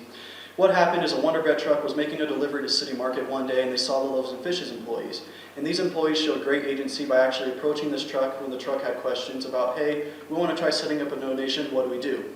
Instead of saying, oh, here's our number, here's our address, go there and we'll help you figure it out, they're actually like, you're going to follow us right now to Loaves and Fishes, we will do the paperwork for you, and now they have set up a weekly donation basis with Wonder Bread to get fresh, good food for this, for our homeless community. These next couple pictures all have to do with the same thing. As I mentioned before, we did a lot of videos and a lot of Zoom calls talking about our Unruler and our Capstone experience and how it helps us. Here we were making a video that Ms. Tortesi and Mr. Summers took to a convention in Denver for Unruly, where we talked about all sorts of things, what we liked, what maybe we didn't like, some things we might like to see. But it really just helped us take the initiative to actually take our own time out of the day and make sure that because we weren't representing only ourselves, we were representing the school in a professional capacity, and so we wanted to do this the best way that we could. So after that, kind of empowerment, which is being able to apply all these skills that we've learned, it's kind of been this whole thing. During this whole process, we learned how to really communicate with others, as seen in those previous images, with those surveys, being able to talk to people we don't know who are struggling, as well as with that interview we got to do, the video interview, really helped us learn how to be calm under pressure and be very well prepared when representing someone other than yourself. And so kind of the capstone of our capstone, the way we really wrapped this up was by representing Loaves and Fishes at the internship fair. They actually didn't have anybody, and so we thought, we had experience. We'd spent 60 plus hours at Loaves and Fishes, and so we were really able to communicate with with our fellow students on what you can expect if you go to Loaves and Fishes and take your internship there, because we were the second and third people ever to take their internship at Loaves and Fishes.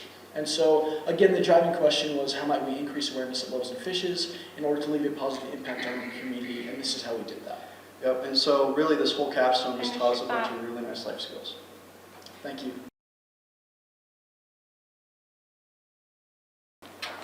Good evening, everybody. My name is Serenity Bundy, and this is my capstone project based on my portfolio passage, which I'm in the Tiger Open Pathway, so I do 6 of these.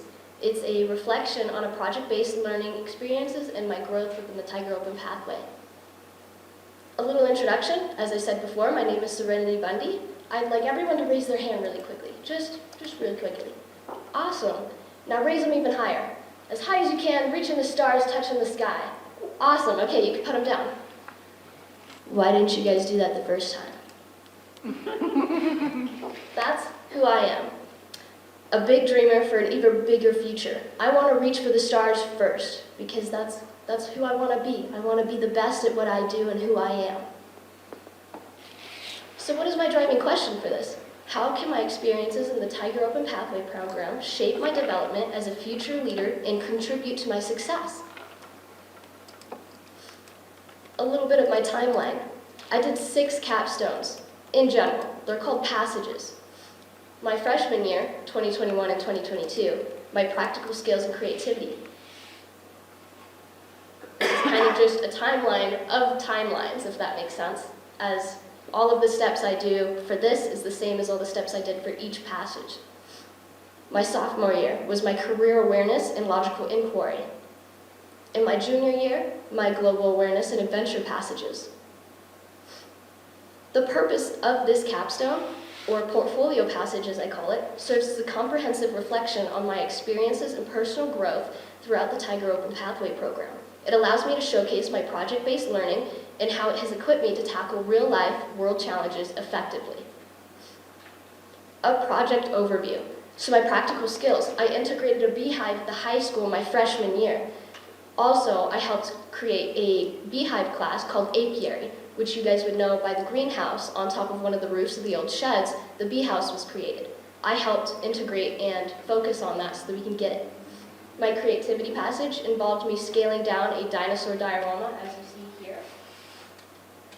The dinosaurs are gone. I lost them. This was freshman year. All of that included a lot of scaling and a lot of math. My career awareness. I started an LLC. I own my own business officially through Colorado State, called Cretaceous Creations. I 3D print now, as you can see here. It's a wine holder octopus. Pretty cool. It changes colors. My logical inquiry, I watered spider plants with different chemicals. They're not here because I killed them to prove my experiments on how we should pretty much be protecting Mother Earth, not killing it like I was. My adventure, I taught social emotional lessons, 18 of these. And my global awareness, I raised an estimate of $40,000 to $55,000 for the student body through grip tape scholarships, where they all got $500 to pursue a passion or project they wanted. These are key pictures of each passage. That is the beehive for the apiary class. The second one is my dino diorama, with a picture of my dinosaurs, I might add. Cretaceous Creations, LLC. Those are all my 3D prints I've done where I sold at different events. My logical inquiry, those are the plants when they were alive. In my adventure, one of the lessons I did. In global awareness, that's me presenting in Miss Daniels' class for, I don't know, the 11th time, I think. This is every consultant I collaborated with within the 4 years of my high school career. Wendy Hall, she's a beekeeper. Mrs. Cooper, the art teacher at Harrison. Mr. Brady and Mr. Hegarty, a business owner and Brady's Greenhouse. Mrs. Brown, Vernetti, and Mr. Marushak were all link crew leaders or web leaders, part of the Boomerang project. I had 3 consultants for one passage that year. And Miss Amy Scavisi, she was my grip tape boss and leader who taught me a lot about presenting. All of these helped me with every single capstone I did and showed me what it meant to be a leader, especially when it became improving others' lives. My reading and writing. I did 6 of what the normal capstone would. Technically, this would be my 7th time considering this one. 6 proposals, 6 research papers, 6 reflections, emails to consultants, 6 slideshows, 6 books, grip tape posters and brochures to let everybody know that they can apply for a scholarship. My certifications in my ESB, SSM, and engineering, meaning right here, I'm certified for entrepreneurship and small business along with social media managing, and my engineering mechanics 1 and 2. My communication included grip tape presentations with, I think I presented to over 20, 30 different classrooms over my 4 years. Selling events, speaking with customers in person or online. I presented 6 passages. I guided top students on their own passages when they needed help. Meetings with Mr. Summers, grip tape, in the top program through governance. I taught 18 SEL lessons. And in-person interviews with every single consultant. It was never just online. I met with them in person, every single one of them. My math traits. Make sense of problems to persevere in solving them. I tackled in creating equitable opportunities for students at Canyon City High School to fund their projects and passions. My issue was getting the word out about grip tape. Everybody thought it was fake, it was a scam. So the only solution I could solve for that was persevering through communication. As soon as I got those first few students to apply and get accepted, that's when the word got out and everyone said that it was real. And that's when over 115 students got the opportunity to be accepted and they all got to pursue something they loved. Oh, these pictures are all kids that got accepted in the highlighted yellow. And in the top is my Remind app specifically for grip tape where I have over 40 students that are there. When they need help, I'm there to help them. Models with mathematics, applied math and plant growth experiments, learning data analysis, statistical comparisons, and graphing. Pretty much, I was there to showcase the impact of our water cycle and how it can lead to acid rain and way more, and why we should be more aware of what we put in our water because our water goes through the clouds, into the earth, everywhere. What we eat is also what the water grows, so we have to be careful. That graph is just what I've shown over the 2 weeks that I was doing these experiments.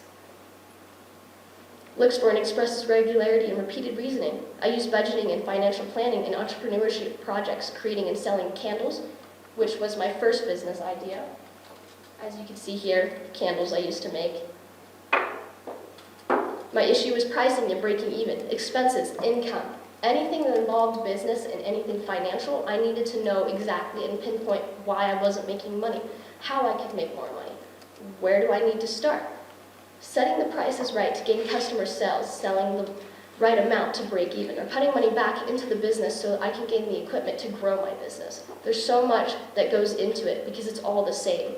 All these numbers mean the same way, you just have to put it in the right scenario for it to work.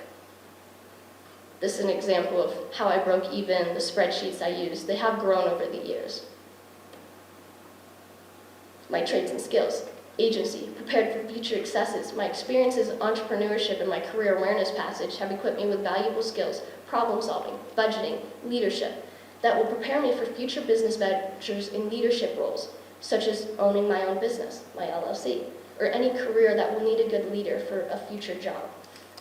That's me in the daily record for them recognizing my business efforts at the high school, showcasing my business orange suit that everybody knows me for, and all of my selling products, my candles, soaps, and 3D prints. Empowerment. Academic challenges and risks. I actively sought out challenges in areas like beekeeping, diorama creation, and environmental science, demonstrating my willingness to take risks and learn from them, granting opportunities to others and impacting others' futures. These small scholarship projects can impact a student's life 10 years from now because I gave them the funding opportunities to pursue what they loved. And because of that, they could be using it as a career or a job. That's why I believe I really empowered all of these students that applied and got accepted. My key experiences through beekeeping, environmental awareness, and teamwork. Diorama, innovation and communication. My plant experiments taught me scientific inquiry and data analysis. Entrepreneurship, practical skills, and business leadership. Focused improvement, time management, financial planning, gained budgeting skills, and collaboration. Key takeaways is my persistence, adaptability, and teamwork. My call to action is the distance between dreams and reality is called action. You take that first step and it will take you anywhere you want to go because you dream it and you reel it to be real. That's me at the Rotary Club. Thank you, and I appreciate you guys listening in on this conversation. So, did you know that crochet has a calming effect? So it helps with anxiety and panic attacks. Furthermore, did you know that it can reduce the risk of Alzheimer's by 30 and even 50%? Well, if that interests you, then so will this. This is Crochet for a Cause by Catherine Freeland, who is me, in case you didn't know. My driving question is, how can I use my skills to benefit my community and other charities? So about me, I do plan to go to PCC to become a dental hygienist via the PACE program here at the high school. Best thing that ever happened. I enjoy gaming, crochet, and knitting, obviously, building PCs, and I am also a Tiger Lady here and am in show choir. I've always just enjoyed creating things since I was little. Anybody can tell you that about me. I've been crocheting since lockdown in 2020, 5 years now. And I've always been inspired by a lady who used to sell at Blossom, like staple of my year right there. So my professional consultant is Teresa Jones. She's a small business owner who runs Spooky Coop Eggs LLC, which she runs out of her backyard. She also has Sister's Cauldron, which is just her crochet items, quilting, and one more thing I can't remember. She also has experience doing craft shows and festivals, and she's a fiber artist, which if you don't know, just like crocheting, knitting, anything that has to do with yarn or wool. So the summary of my capstone, the original ambition was that I wanted to make a club to teach people to crochet and sell their products as well as mine. 50% of the profits would be donated to Loaves and Fishes and St. Jude, which would be about 25% each. Came out to about $420, I believe.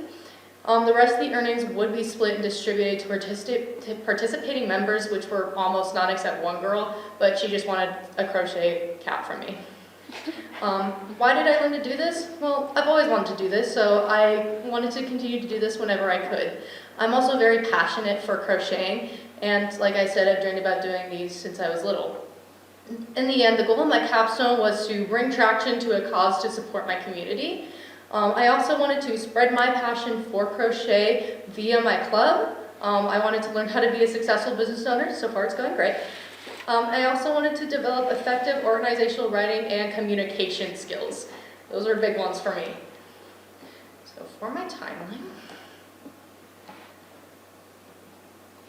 So basically, it starts at my passion hacks. I didn't originally want to do anything crochet because I thought it was weird, but then I ended up making a club around January.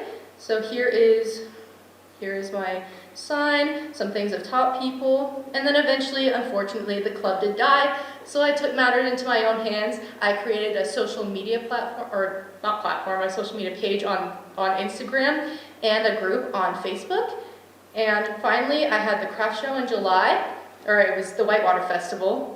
Did a little bit of reflection. I did have to redo some paperwork work, unfortunately. And then finally it does end with a success story of donating a produce basket that I made and money as well.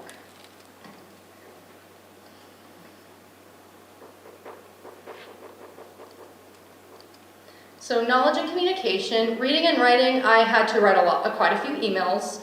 I wrote a few reflection pieces, as well as I had to make sure I wrote insightful social media posts so people knew what I was talking about, which does bleed into communication, which is okay. I communicated through people who cared about me through social media, as well as just people in general. I emailed people, as you can see in this email, and I communicated with my professional consultant through Facebook Messenger. So we discussed money, and I also did have to borrow a card reader from her as well. Some more social media, my reflection pieces, and some more examples of some more insightful posts. It allowed a progress report, built trust, and perfected my PSA skills. So for knowledge and communication, Math 1 is the first one I chose. I had a lot of issues. As you can see in this middle picture, unfortunately that hook caused a lot of pain for me, but because it was the most used one. So I did go on Etsy and I ordered the silicone hook grip, which was awesome, best thing. And then the yarn caused burns on my finger, so I did make a little homemade finger cover. A couple other things were rain, taxes. I lost my keys to my cash box during the festival. I had to put together fees for the actual event itself, and I had to figure out where I was going to get supplies because a lot of the supplies I needed aren't available here in Canyon City. So for my second math, I chose Math 4. So the pie chart represents how many items were price changed, if they were at all. It's categorized by smaller items and larger items. And then the bar charts right here, they show what sold and what I had, which thankfully they're pretty similar. And then finally, uses appropriate tools. This notebook was really important. I lost it a few times, which is why I also learned how important it is to use a spreadsheet, unfortunately later down the line.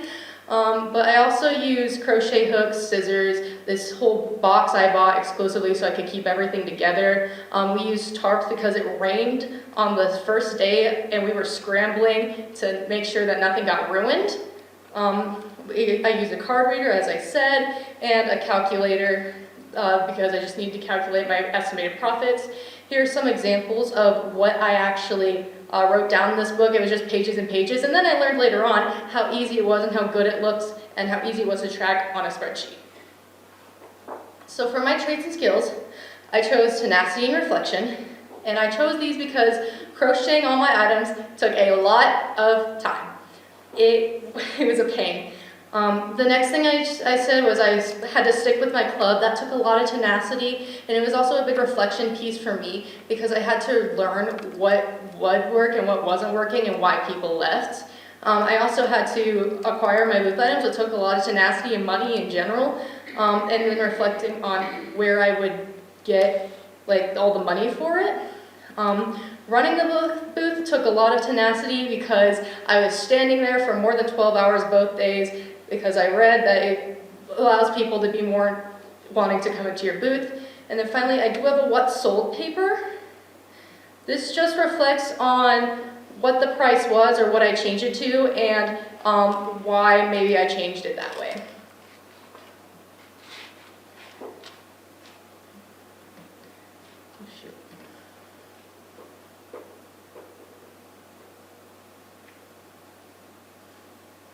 So what I learned from this is that plush items like this octopus right here are a lot easier to make. This guy still took a lot of time, but it does create larger pieces that work up a lot faster, which makes them easier to make and sell. I also learned that you have to have easy price points, such as multiples of 5, because it's easier for people carrying cash around at the craft shows and festivals, so that way they don't have to fish for ones or anything, or if you don't have change, that also helps.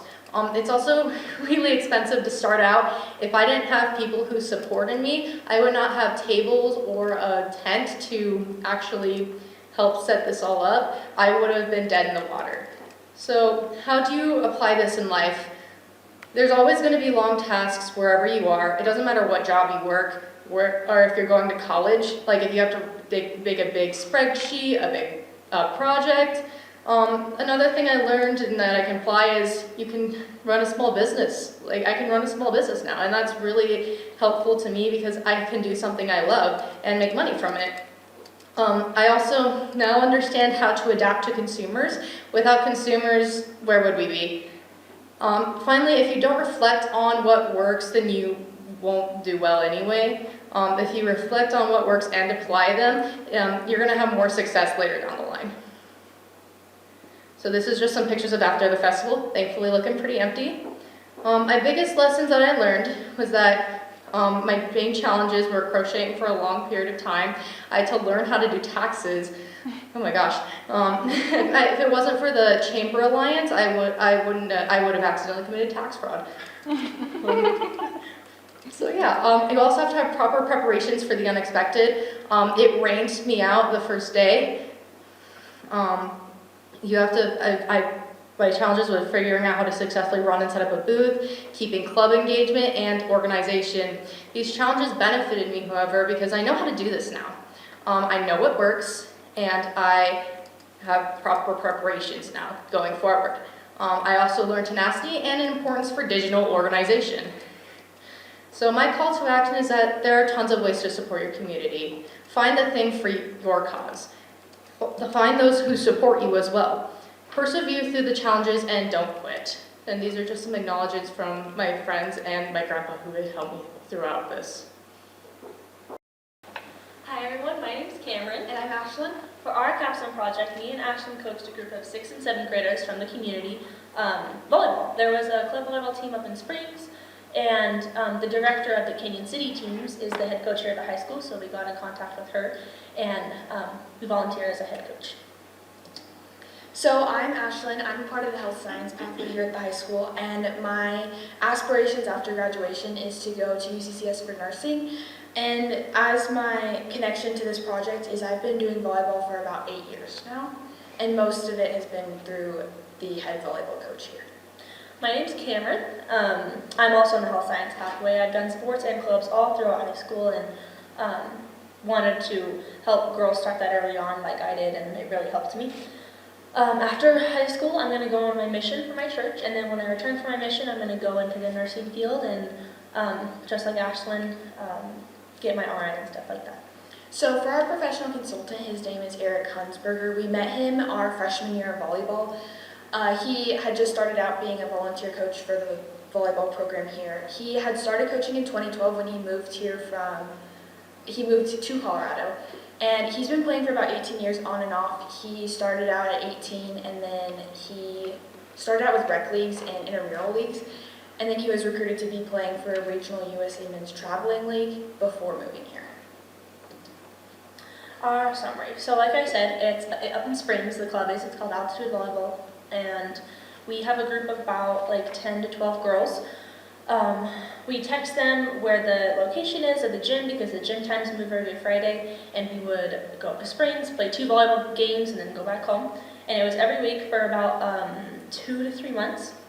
We had a practice every week on Saturday, the night after the games, morning, because that was the only time there was gym time. That's one of the conflicts we had was during the time of Friday Night League. It's also during girls basketball, boys basketball, and boys volleyball have open gyms. So the gym times are really, the gym's really busy, and so it can be hard to get some gym time. So the only time we could was Saturdays. So we would have practices every Saturdays, and again, how I mentioned earlier, this all started with Coach John, the head coach at the high school. There were multiple teams that she was the director of, and then we had the youngest team from Canyon City, which again are 6th and 7th graders. So for our reading and writing and communication portion of our project, it was a big portion of our project. So for our writing part, we started out with a research paper our sophomore year. It was about mental health in athletes. And then we also had to compose different emails and text messages to our consultant, our advisor, parents of the players, our head coach, as well as each other. These are pictures of communications that we made through email and text message. We had to make meetings with our consultant over what we were doing and we learned from him how to coach these young girls. And then for our scheduling communication, we had this spreadsheet over what teams played where, what times they played, what courts they were on, and what those dates were that we could send out to the parents so that it was more organized. For our first math principle, we did math principle number 3, constructs viable arguments and critiques the reasoning of others. This was one of our first times using Google Sheets. throughout this project, which it was so helpful with the organization of coaching a team of girls.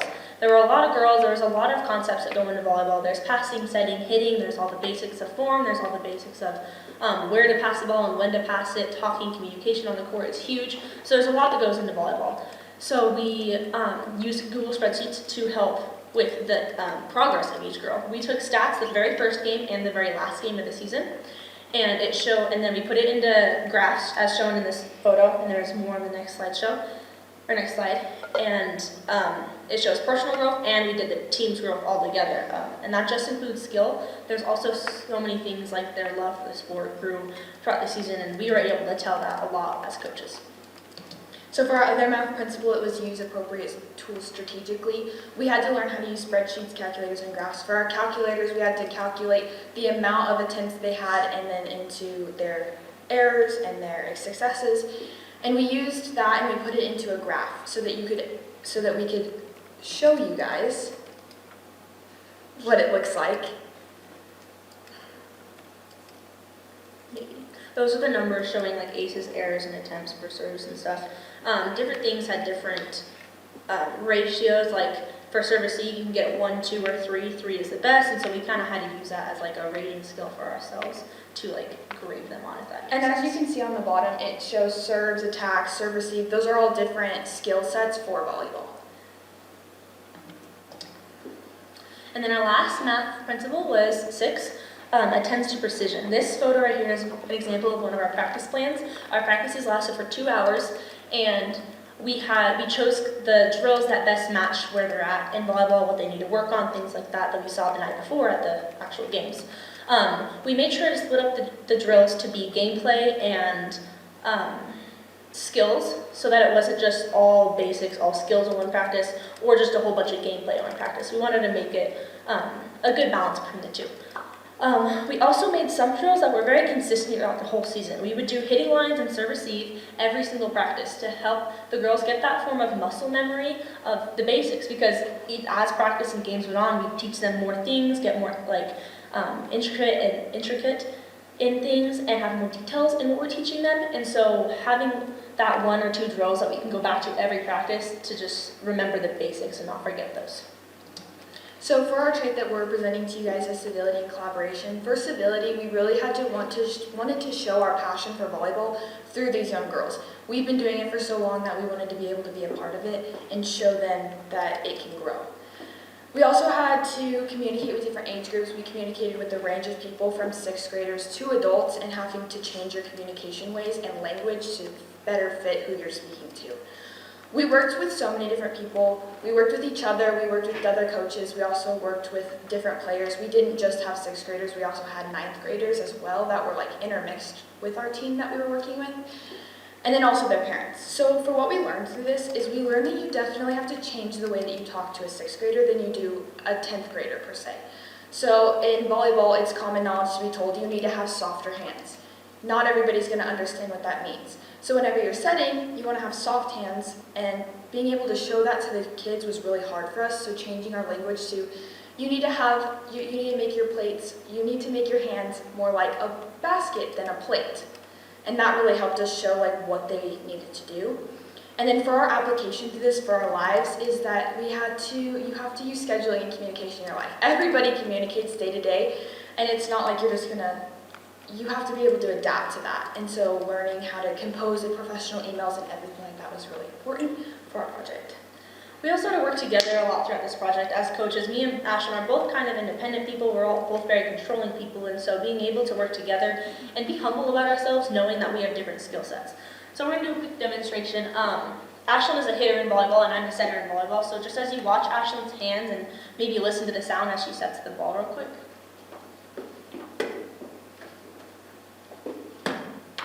And then as I set the ball, it sounds a little different. And so some of these things are kind of just natural born things that of course can be improved on. So throughout practices, we wanted to be able to tell each girl's individual talents, because some of us naturally have softer hands, some of us have naturally higher verticals.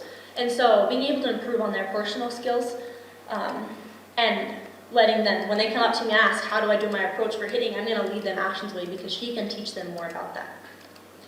So for the lessons that we learned how to communicate. That's a big portion of our project, is learning how to communicate with different people and adapt.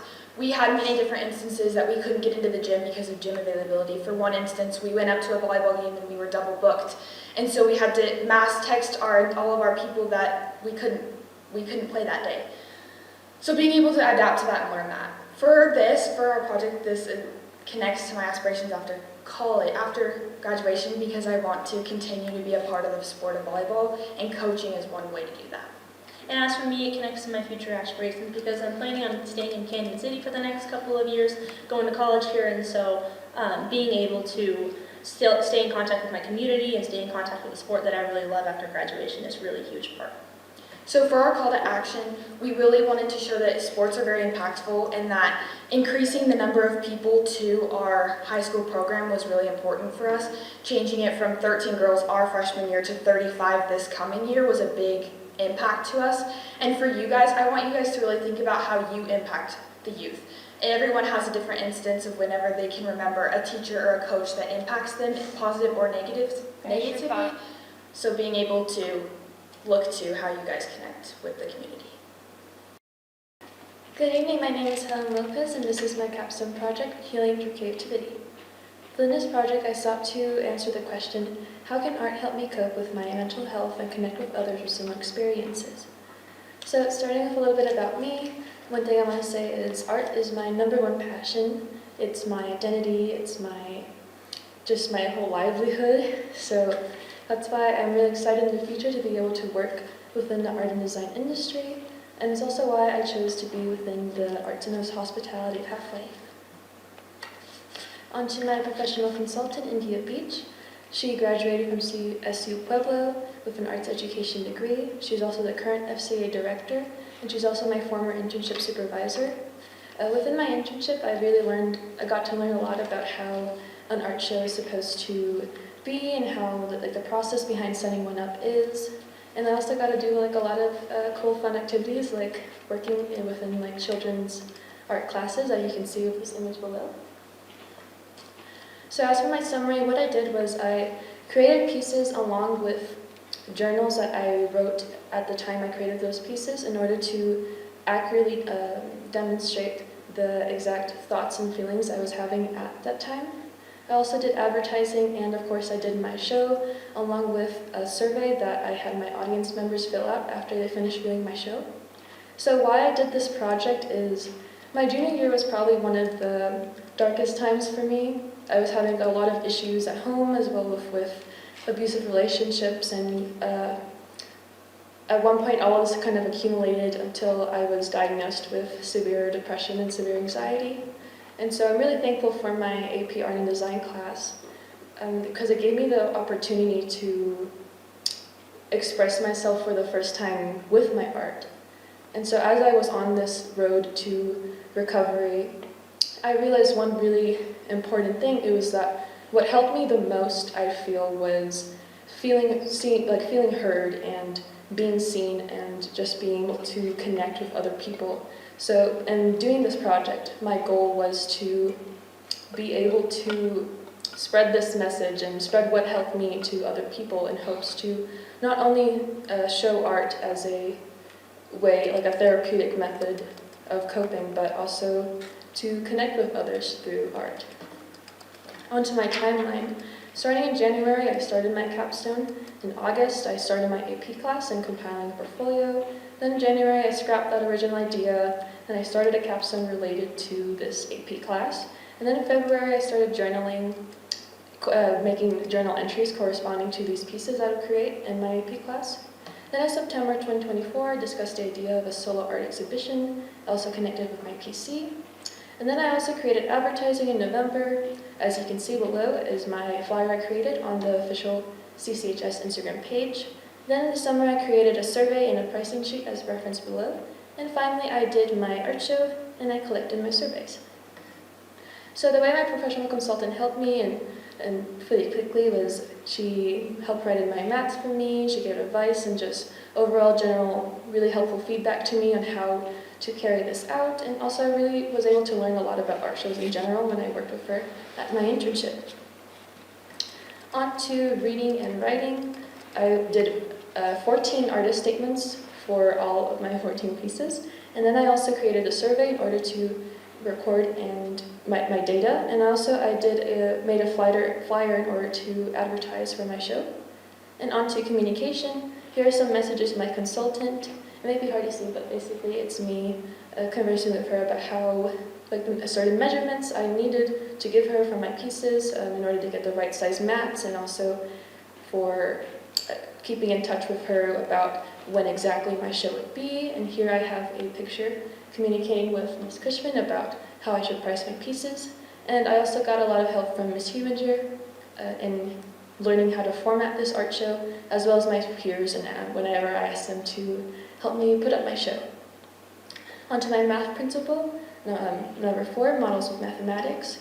I made my graphs that recorded my survey data as well as my pricing sheet. So onto my graphs, I had three multiple choice questions in my survey. So starting with the first graph, the question was, how well are you able to relate to my experiences through my art? So as we can see, 10 people said they related very well, 6 people said they somewhat related, and only 3 people said that they did not relate.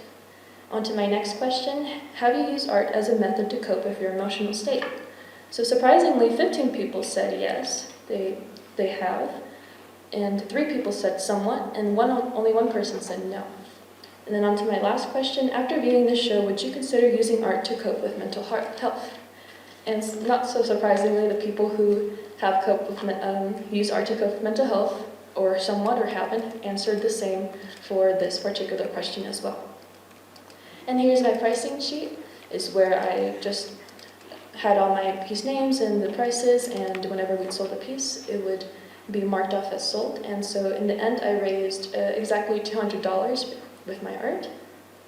So my math principle 1, make sense of problems, persevere in solving them.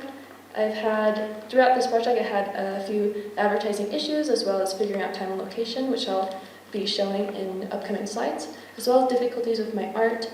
This piece in particular, where the original piece is on the left, and then the outcome is on the right. I only had like one tiny mistake I made on the original piece, which managed to basically ruin the whole thing, and I was like, well, I can't really scrap this whole thing, so I gotta, solve this probably and make something new out of it. So I thought I'd go down a more like expressive route with this piece, and I feel like it came out a lot more interesting than the original was. So here is my Instagram advertising for my capstone. So at first I emailed 2 Instagram accounts from CCHS. One did not respond at all, but fortunately the other account did respond, but there was another mistake I made where I accidentally sent out the wrong flyer, but thankfully I was able to fix that in time and send out the right flyer I needed to. Moving on, these are just 3 of the many emails I had between me and Mr. Laughlin. I tried to reserve the comments for a while, but it always got mixed up in the responses were too late or just couldn't agree on a day. So I kind of got to brainstorm and it's like, okay, if I can't do this, then what's another place I could do? And so I eventually decided on the art room gallery, and it worked out pretty well. So finally, to my math principle 6, attention to precision. My art journals definitely needed a precision because these are journals I'm presenting to the public, so I needed to have basically no grammatical errors or spelling mistakes. And the same thing with precision with my art. To make it the most visually appealing I couldn't have any really glaring mistakes within my art as well. And titles of artworks on the sales sheet also equally as important because to avoid any mistakes or confusion with my buyers. And of course, hanging the show was also very important because I couldn't have, for example, the same angles of pieces or same colored kinds of pieces all in the same place, so that kind of would cause monotony. So paying attention to how the show is hung up could really help aid in making the visual experience for the viewer much better. So on to tenacity and reflection. So I was definitely tenacious in the fact that I really pushed through being behind and tried to meet these deadlines, and I had all these emotional and mental struggles, and at the same time reflection, I always try to acknowledge the mistakes I've made, like when it came to my incorrect usage of time and all of this. But I did learn at the end that this was just this big learning experience for me. I may have messed up a lot of times, but at the very least I tried, and I was able to really just learn a lot from this experience, really, and it's been beneficial to me. So these are pieces from my sophomore year, and I'm just comparing it to my pieces now in my senior year, just to show the improvement that I've gone through. So finally, for my lessons learned, I'd say this project has been extremely just eye-opening for me, because art gained this new meaning, I guess. Before this project, art for me was very, I guess in a way superficial. But then I figured out that I could express myself in a way that words couldn't possibly fathom through the use of art. And being vulnerable in all of this wasn't something I was ever familiar with. And so trying new things and stepping out of my comfort zone was that thing that really made me grow as a person, I feel, through this project. So now every time I make art, I keep that in mind. How can I resonate with my audience? How can I connect with them? So that definitely affected me. And so my call to action is just express yourself. You don't know what you can create, and you don't know how much, what you can portray to people and all of that. And I like to call art this bridge that brings us together. So yeah.